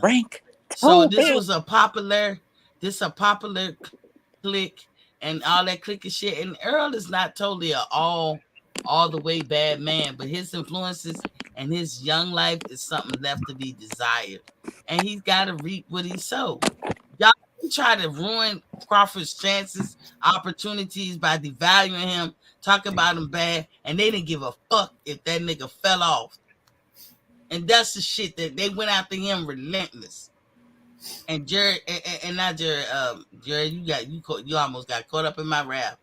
And Spence and them, they let it happen. He just sat back and threw his little jabs, and knowing that his fans was gonna take it and run with it, that shit made me sick to my stomach. That y'all could treat somebody who have never done nothing to y'all like that. That shit made me sick. And I say, you know what? You can't control people. You can't tell them what to do. Nah. That's why I was in the military. It's for y'all to have the freedom of speech, to think and however you want. But guess what? I got a brain too. I'm gonna go ahead and make my channel. I don't talk about nobody. I don't be whatever. It's the internet fault, Miss T. Huh? It's the internet fault though. The internet gave people this courage to be able to type whatever the fuck they want to say behind the scene, just typing, and they know in real life that if some shit was to come to their face, they wouldn't be able to handle it. So, but at the same time, they know by them typing whatever the fuck they want to say that can't nobody really do nothing if you ain't really looking into it like that. So they just be bold and say whatever the fuck they want to say. Jerry, not even knowing the real life going on. Like just like me and you, how we feel about both fighters. Like at the end of the day, me and you, we beef, we talk shit. But at the end of the day, me and you both love both fighters. At the end of the day, like it ain't no beef to where we arguing and goddamn blocking each other, or you know what I'm saying, or disrespecting each other. Yeah, we ain't going through that. Because I mean, it's not necessary. We on a whole different level, but people ain't on our level. And like I get it, and I'll be the first to say I don't try to change nobody's belief or how they feel. You can never do that. You can't even tell nobody that what they believe in is wrong. You can't even really say that. You can only speak about the facts. Exactly. But Jerry, you be a little different with me, Jerry, and I peep game. You don't have to take my word for it or believe it. But Jerry, when I start snapping and tongue lashing your ass, I don't do that. That is just not my normal way. But I feel the bullying or you trying to overpower, and you ain't gonna do that over here. Like just a little bit, not big, but you ain't even gonna do it just a smidge. I'm not even gonna let you do it a smidge. If I say something, then I say something. I don't be trying to put out ever. Never have I ever tried to put out false information ever. But T, none of that shit. Let me tell you from the outside looking in though, right? With Jerry, right? One thing I can say about Jerry on your show is that he consistent, and regardless of what the hell y'all have a debate about, he fuck with you because he always come on here. You know what I'm saying? He give his honest opinion. Don't too many people do that. Some people come through, be biased, say they little shit and get the fuck on, but Jerry been with your ass since goddamn day one, and he gonna talk and he gonna tell you how he feel. He ain't been with me since day one. I'm not saying you know what I'm saying for a minute. But I know, but understand the difference. I love my sister Destiny, but look how she talked to you. And Jerry, look how I talk to you. So I don't be trying to just bite off your head. I don't be trying to come at you and all that stuff. And you used to come on here all the time, let you hog the phone and everything like that. But I'm just saying, you don't have to be on correct mode. Like, and it's almost like it's a hidden pleasure. Like all I said was, I might have said something about that lawsuit, and I ain't say shit about it for months. And then you bring up, that lawsuit dropped. I said, well, Jerry, I can't believe that. You said, well, Bob said, and I said, I ain't gonna believe Bob. And as Terence tell me he dropped it, or I see it in the news. And then some kind of way, me and you go back and forth. Because you mad because I won't believe what you saying. And then recently, somebody asked Terence point blank, what's up with that lawsuit or whatever? And he said it's still going. And I said, I wish Jerry would have heard that. I hope he heard that. It was in one of them interviews he did. What's up? Do you think after this fight that Jerry will be different? No, Jerry always going to be Jerry, but I'm just saying, stuff always trying to be correctified, especially over little shit. Little shit. Like you, even with this thing with the IBF thing, nobody was making a big deal about that. You made a big deal. You want to say it didn't exist. You can ask Bo. When Bo come back, we can ask him. You talking about Bo rounds? Bo, I was gonna say Bo the Beautiful. Bold and understanding. He be on here. Oh, he's saying you're lying. He said that Bud said no comment. But no, but did anybody but me see that interview when he said it was still going? I ain't see it. I know when he was suing It him. don't matter. When he was They asked him if it's still going, and he said it's still going. Before he fight Abernesian, I remember that. That's when he first left Top Rank, right? And he left after the Porter fight. After the Porter fight, which was a year before. He was a free agent after that, right? Huh? Yeah. Well, when he left, when he left Top Rank, that's when he sued him, right? Right. That's After when he sued him. Yeah. Okay, that's what I was talking about. After the Porter fight. I follow Bud. I haven't seen. Ain't nobody said they seen nothing online.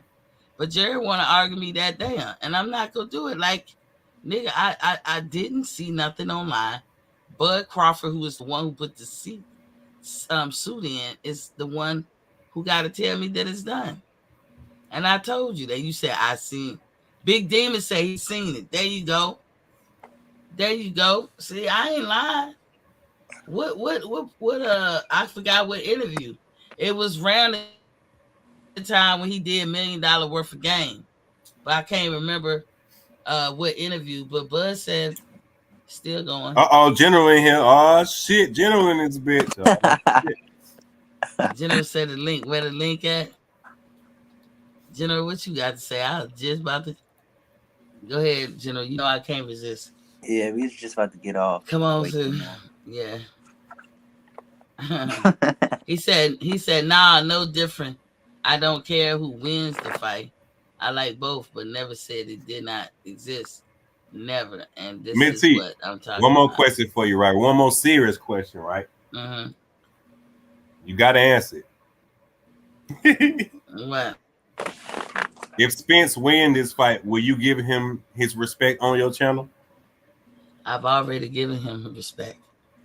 Will he still be a nutcracker? Yes.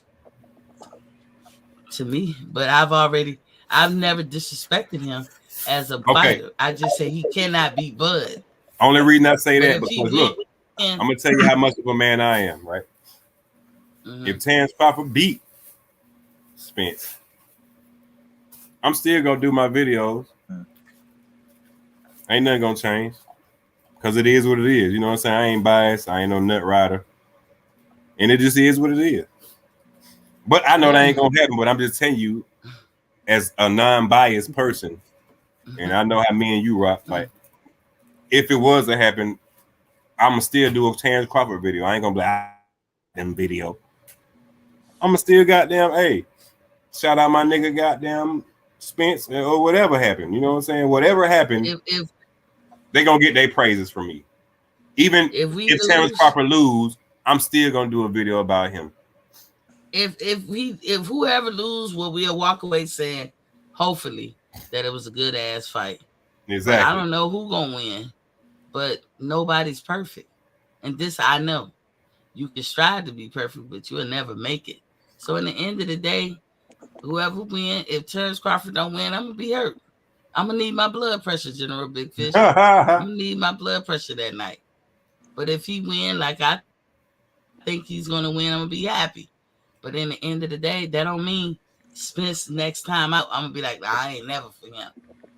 As long as he ain't fighting Bud, go ahead, Spence, get that.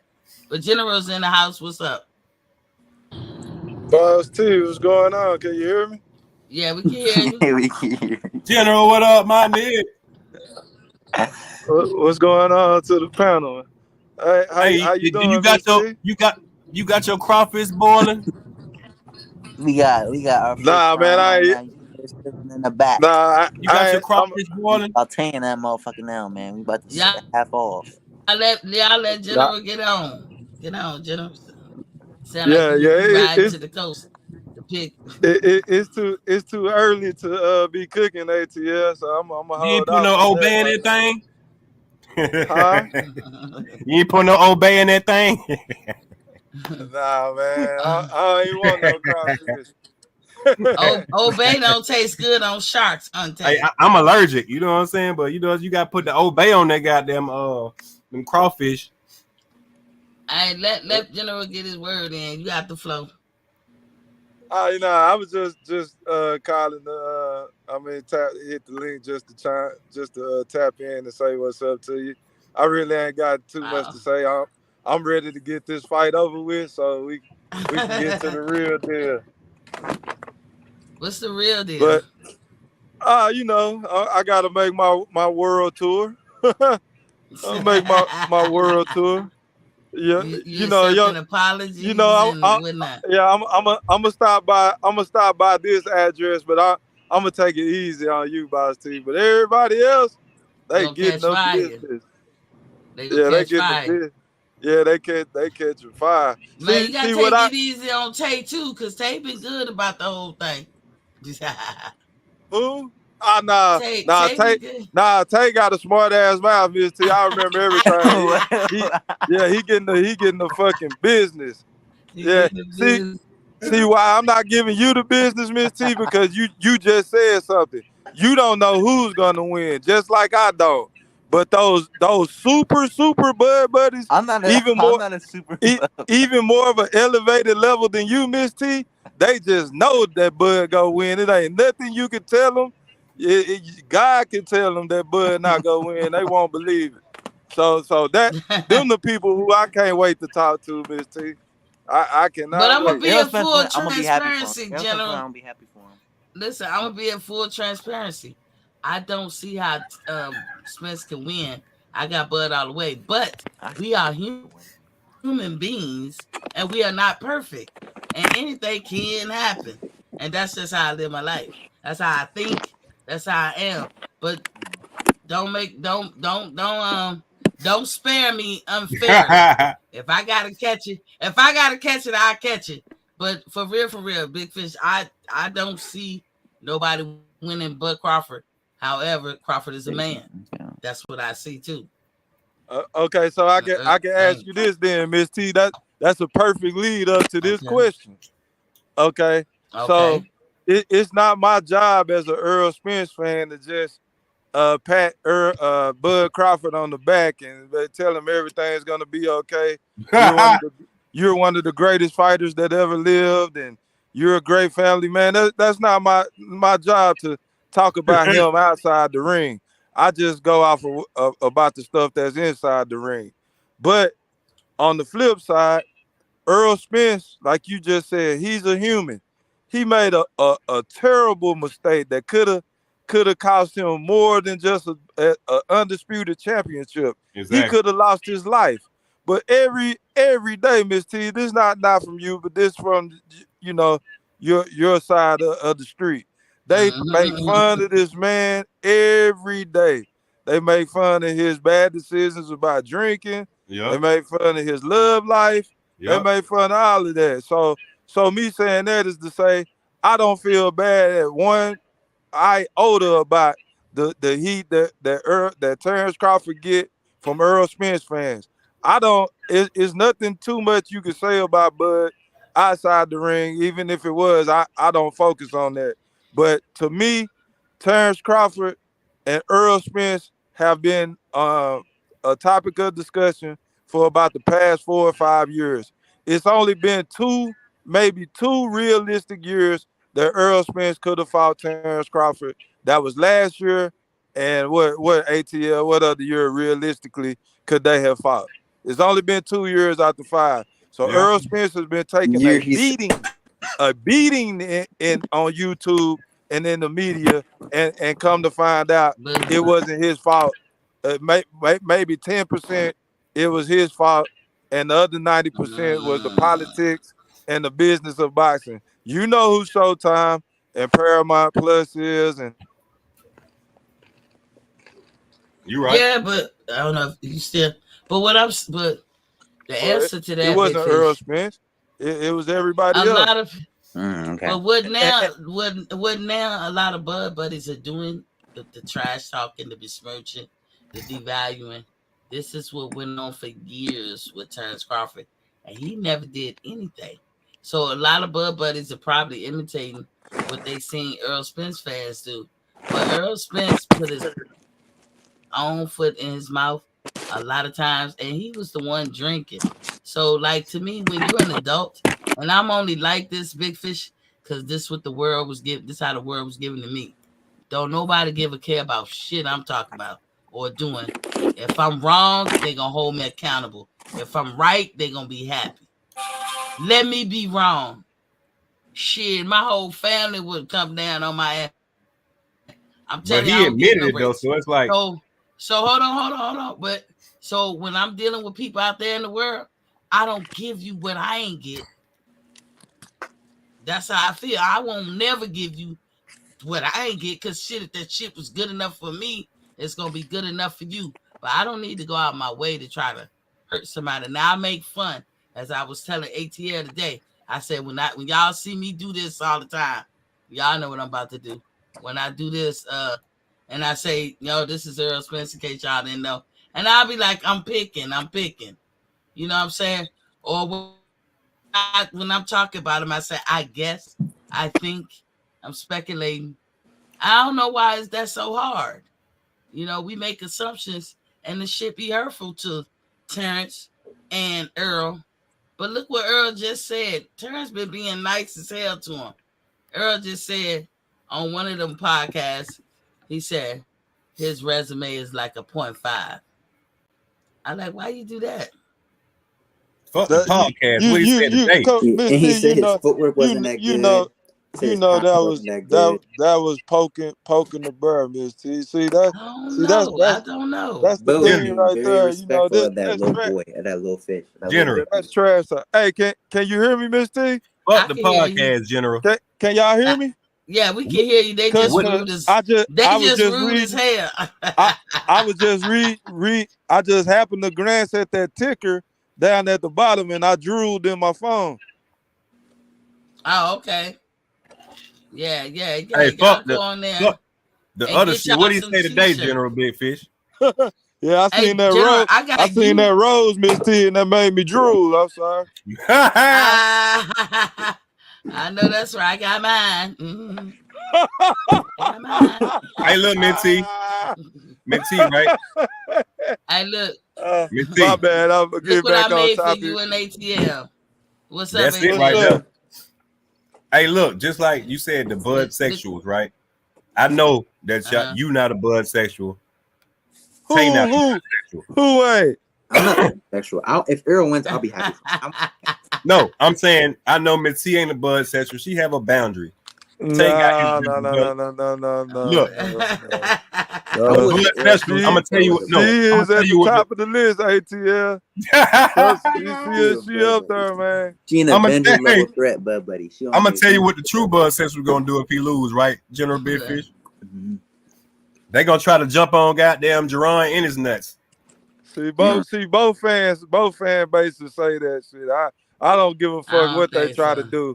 I know what the fuck I'm gonna do, ATL. I'm not gonna what's that shit? Never forget. What military slogan is? What's that? 9/11? Never forget. This is gonna be never forget. Never forget. Never. Hey, you see this hoodie I made for you, Big Fish? I'm gonna buy that bitch as soon as he wins. Yeah. See that? And it's got undisputed on the sleeves. See, I'm fair. Look at that. It's drinking season, you know what I'm saying? It's time to get knocked the fuck out. You hear that shit? You see that? Yep, we gonna drink just like goddamn Earl used to do. And Big Fish. Crawford ass out. Big Fish, they come in all different colors. But this the Terrence one. That black one. That black hard. Yeah. What they going for, T? The hoodies cost a lot, so these are $65. But I got t-shirts too. Like I told y'all, I got the Earl. This the Bud. I'm gonna take that. And I got the Earl t-shirt. I mean, all y'all could be doing is mocking time, but like, if you really want to market to the Earl sexuals, Miss T, you can sell some Terence Crawford toilet paper. I'm good. Hell no. Hey, get them little oil packets for the oil. I was talking to Bud. I was talking to Bud today, but he went swimming and that's what he caught and shit. So I figured he was busy. I figured he was Terence big. Crawford wipes. I figured he was busy. You know, but Errol Spence about to be in the coma because as soon as he lay him down, you know, he turns sharp upside down. They go into a coma instantly. So smoking bud wipes. Yeah, that's good. That's good. Smoking bud wipes. Now I'm gonna get one of those sweatshirts from you, Miss T. Yeah, me too. I appreciate it. Get y'all late. Ooh, I got some nice things. I made this shirt too. Hey, look, Mitzi, I'm gonna make this promise to you, right? I made a bunch of shirts. I'm gonna make this promise to you, Mitzi, just because I fuck with you, right? What's up? And you know I love you, like family for real. Like either or, whoever win, I'm gonna buy the motherfucking sweater for you. Mm-hmm. I appreciate it. I appreciate it. With you. Let me see. I got this one that said anywho with some lips around but the look, titty area. I told you I need that one to say when Errol Spence win. I need to see man down undisputed on that one right there. Yeah, on this one right here, you want me right there. Do the man down undisputed with Spence face on that bit. I made this one too. Look at that. You see how this designed, Big Fish? That's supposed to go around the girls. And you be like, anywho. Hell no. Nah. Hey, Big Fish, you still there? Yeah, I'm here. Can you hear me? Yeah. Oh, now I can hear you. Yeah. Y'all need to get y'all lady friends this shirt right here. Anywho, supposed to go around the girls. Anywho, now that sounds like somebody talking smart to me. I don't like that. Now for the girls, you need to have a LGBT dude on the front snapping his finger, say "man down." Yeah, I'm gonna make a t-shirt out of this, and then I'm gonna style man down. Man down. Man down. But like, look at this dirty ass fish that was in the water that we just caught. Who this motherfucker? It got the letter ESJ on the fin. Who is this motherfucker? Be like, oh, that's that nigga Earl.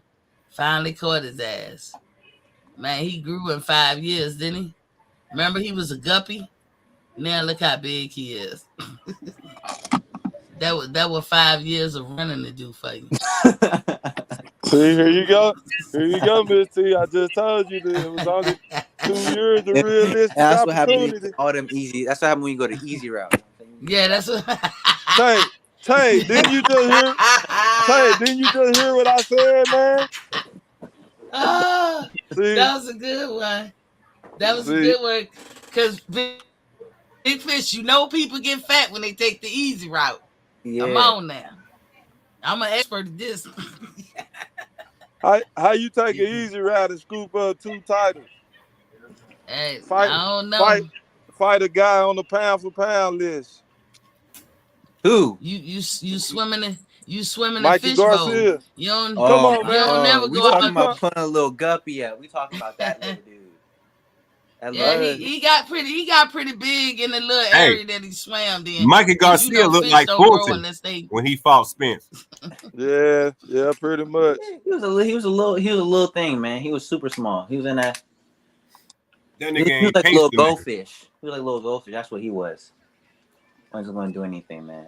No, I'm gonna have fun clowning when I get back.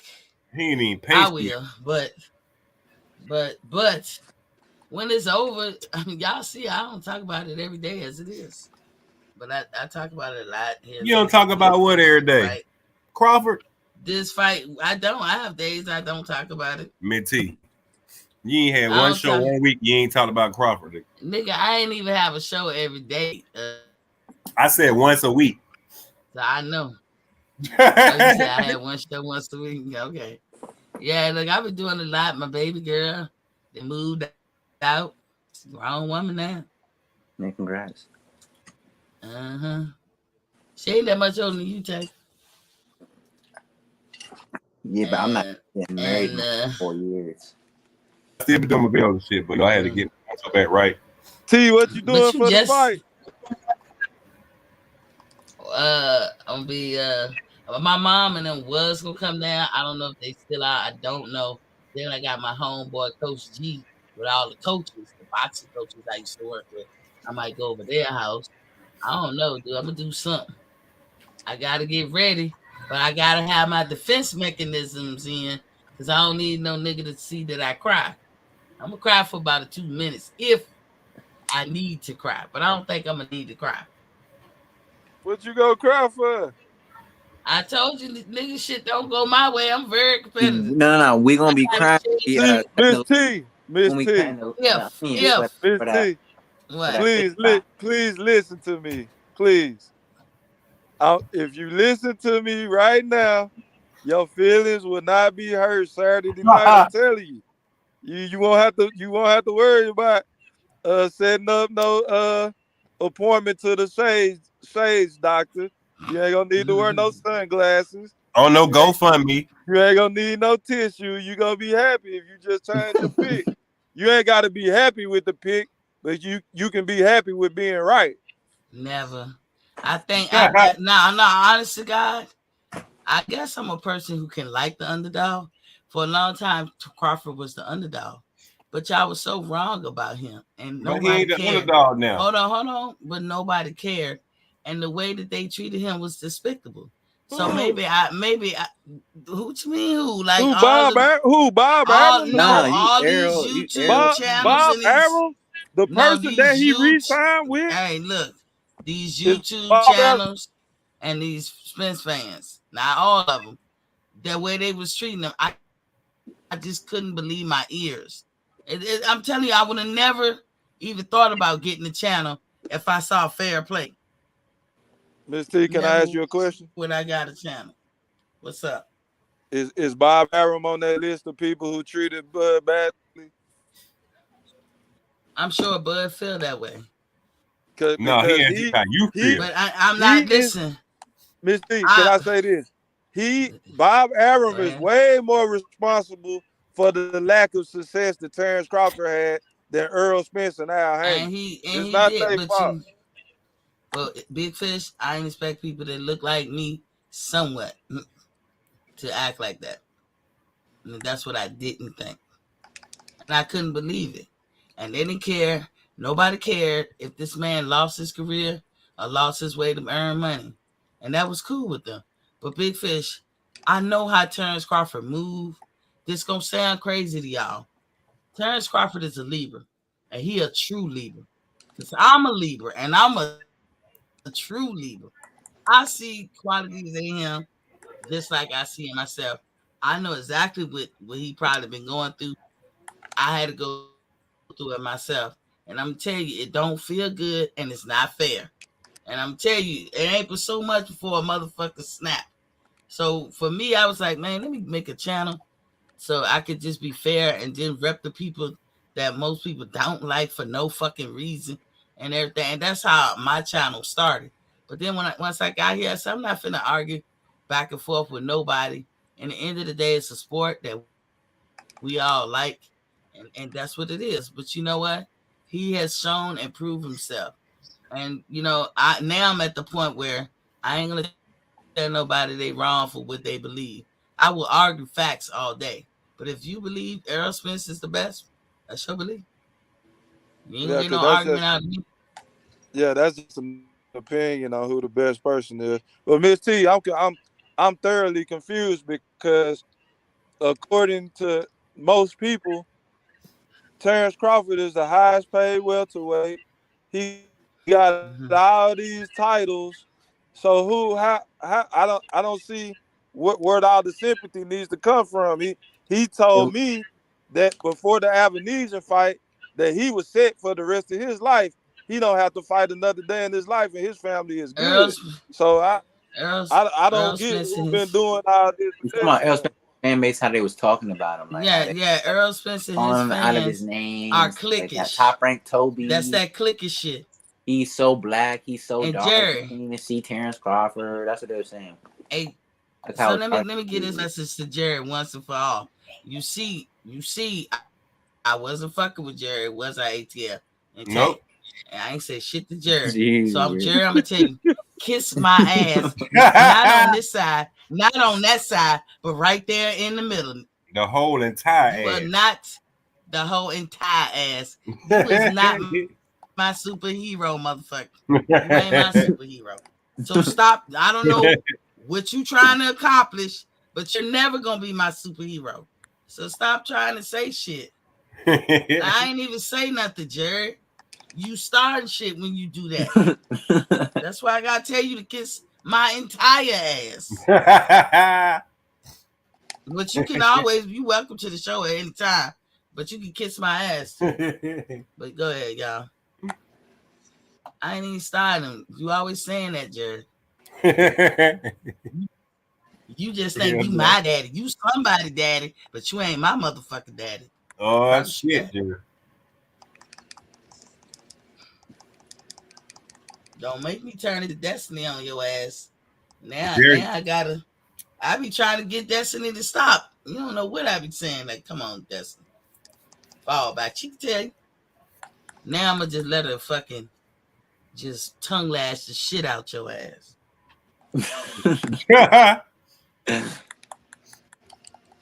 But anyway, y'all was saying Jerry. I don't know. You can cuss Jerry out. Cause he trolling. I don't know, Shawty. Listen. In the end of the day, this damn, we've been on here 3 hours, but in the end of the day, if the rumors are right, if they are right, and Errol Spence is still out there trying to wait 3 days before, really 2.5 before the weigh-ins. Come on, Shawty. Shit don't matter. He whooped Danny Garcia ass at 70%, as he said, so that shit don't matter. He gonna get the job. What, Jerry? You call me a nigga? I'm just joking. Oh, boy, hey, it's finna. I'm just joking, y'all. Like Jerry trying to be freaky, break out that big. He said big chocolate booty. Yeah, Jerry. You wish. You wish. You wish. You better go find you something else. Why you ain't put that on the screen, Minty? What this one? He said, bring up that big chocolate booty.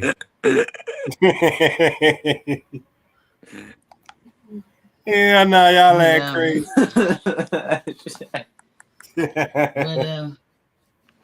Jerry, you better go find you something else. I'm out your league, dog. But yeah, in the end of the day, it's we lost Big Fish down. So we gonna see.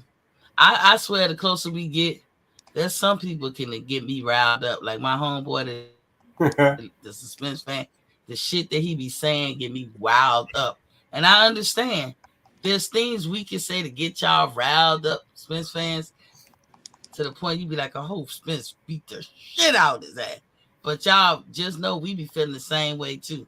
I hope Terence Crawford beat the dog shit out of his ass. Hey, we gonna see. You know, in the end of the day, when the fight is over, we'll move on to the next. Yep. We gonna see. Any closing statements? Hey man, my closing statement is I think it don't go past 10 rounds. Errol Spence by he stoppage. couldn't get Ugas out in 10 rounds. Like I don't understand that. I'm sorry for interrupting you. I don't understand. I don't think it's going past. He couldn't get Sean Porter out. Anything before 10 rounds. But he gonna knock out Terence Crawford. And I'm gonna tell you why.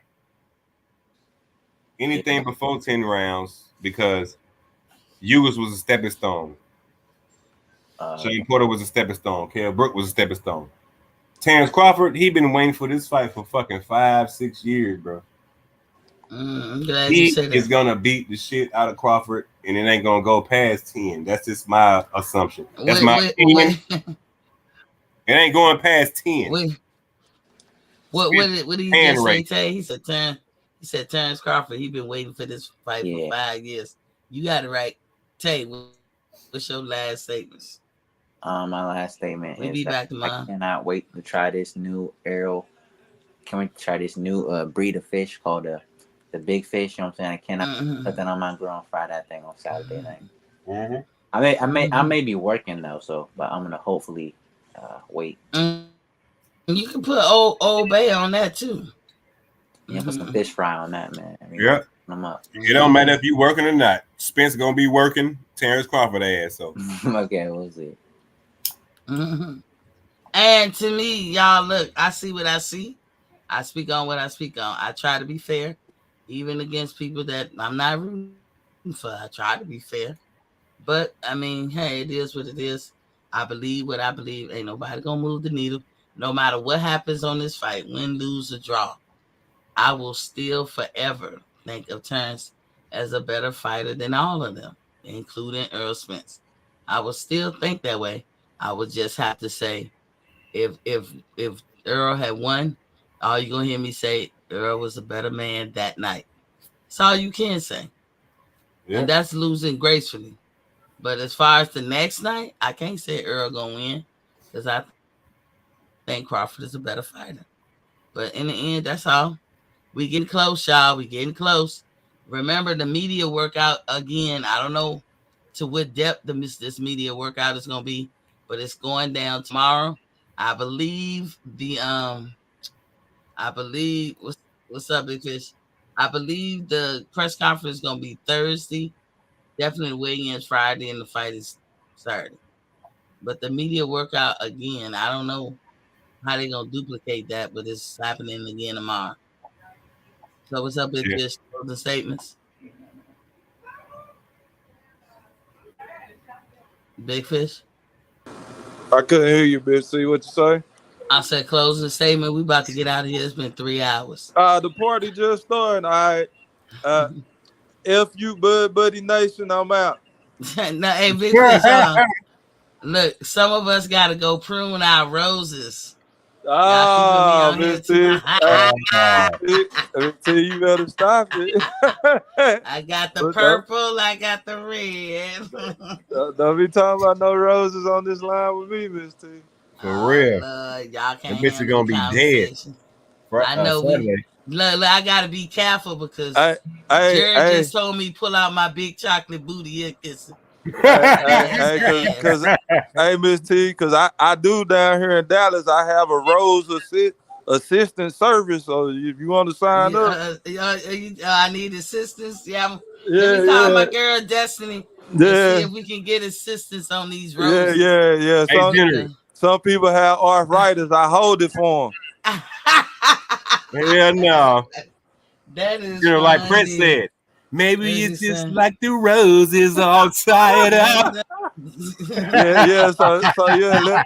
T, let all your friends know that if they need a rose holder, hit me up.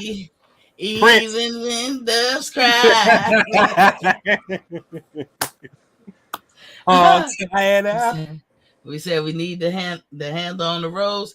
Yeah, because I was gonna make a makeshift stand for that mug. No, I'm just joking. So you ain't got to do all that.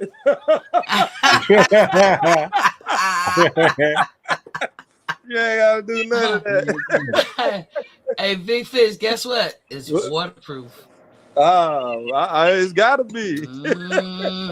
It's got to be between me and you. It's got to be waterproof. Remember I was telling y'all about the shower head? Yep. Let me see, where is it at? Damn, you can't even see it. I got rid of the picture. But y'all remember the shower head I used to have? I remember it, yep.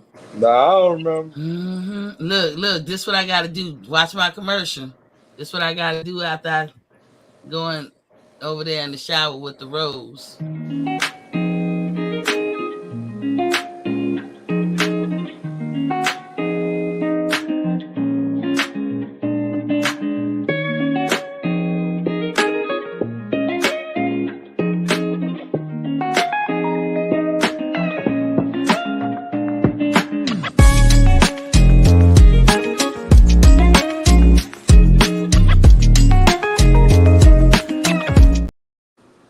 Y'all see what it said at the bottom? Finally, the back gets attention.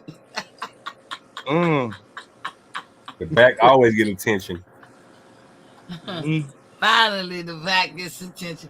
I sell those in my store too. Yeah, they script. Yeah, I got one of those too. They If you listen to that script. song "Eggplant" by Young Nudie, the back always get attention. The back always get attention. Bow, bow, bow, Finally, bow. finally, the back gets attention. Yeah, I had to cop my rose. I can't be the only one in America without a rose. Remember Aretha Franklin, a rose. It's still a rose. Mm-hmm. I can't sing with shit. But anyway, let me stop fucking with y'all and go get my rose, pay some attention over there. Anywho, y'all, I will see y'all tomorrow. Possibly. We got something to talk about. The media workout. Don't miss it. Don't miss it. And, yeah, I'm gonna come up here and fuck with you. You know, it's Errol Spence week all week, so shit, I'll be here. Shit. Nigga, it's mama's birthday. It's Terence Crawford week. It don't matter. We ain't worried about that. In my Pamela James voice. Peace. Peace.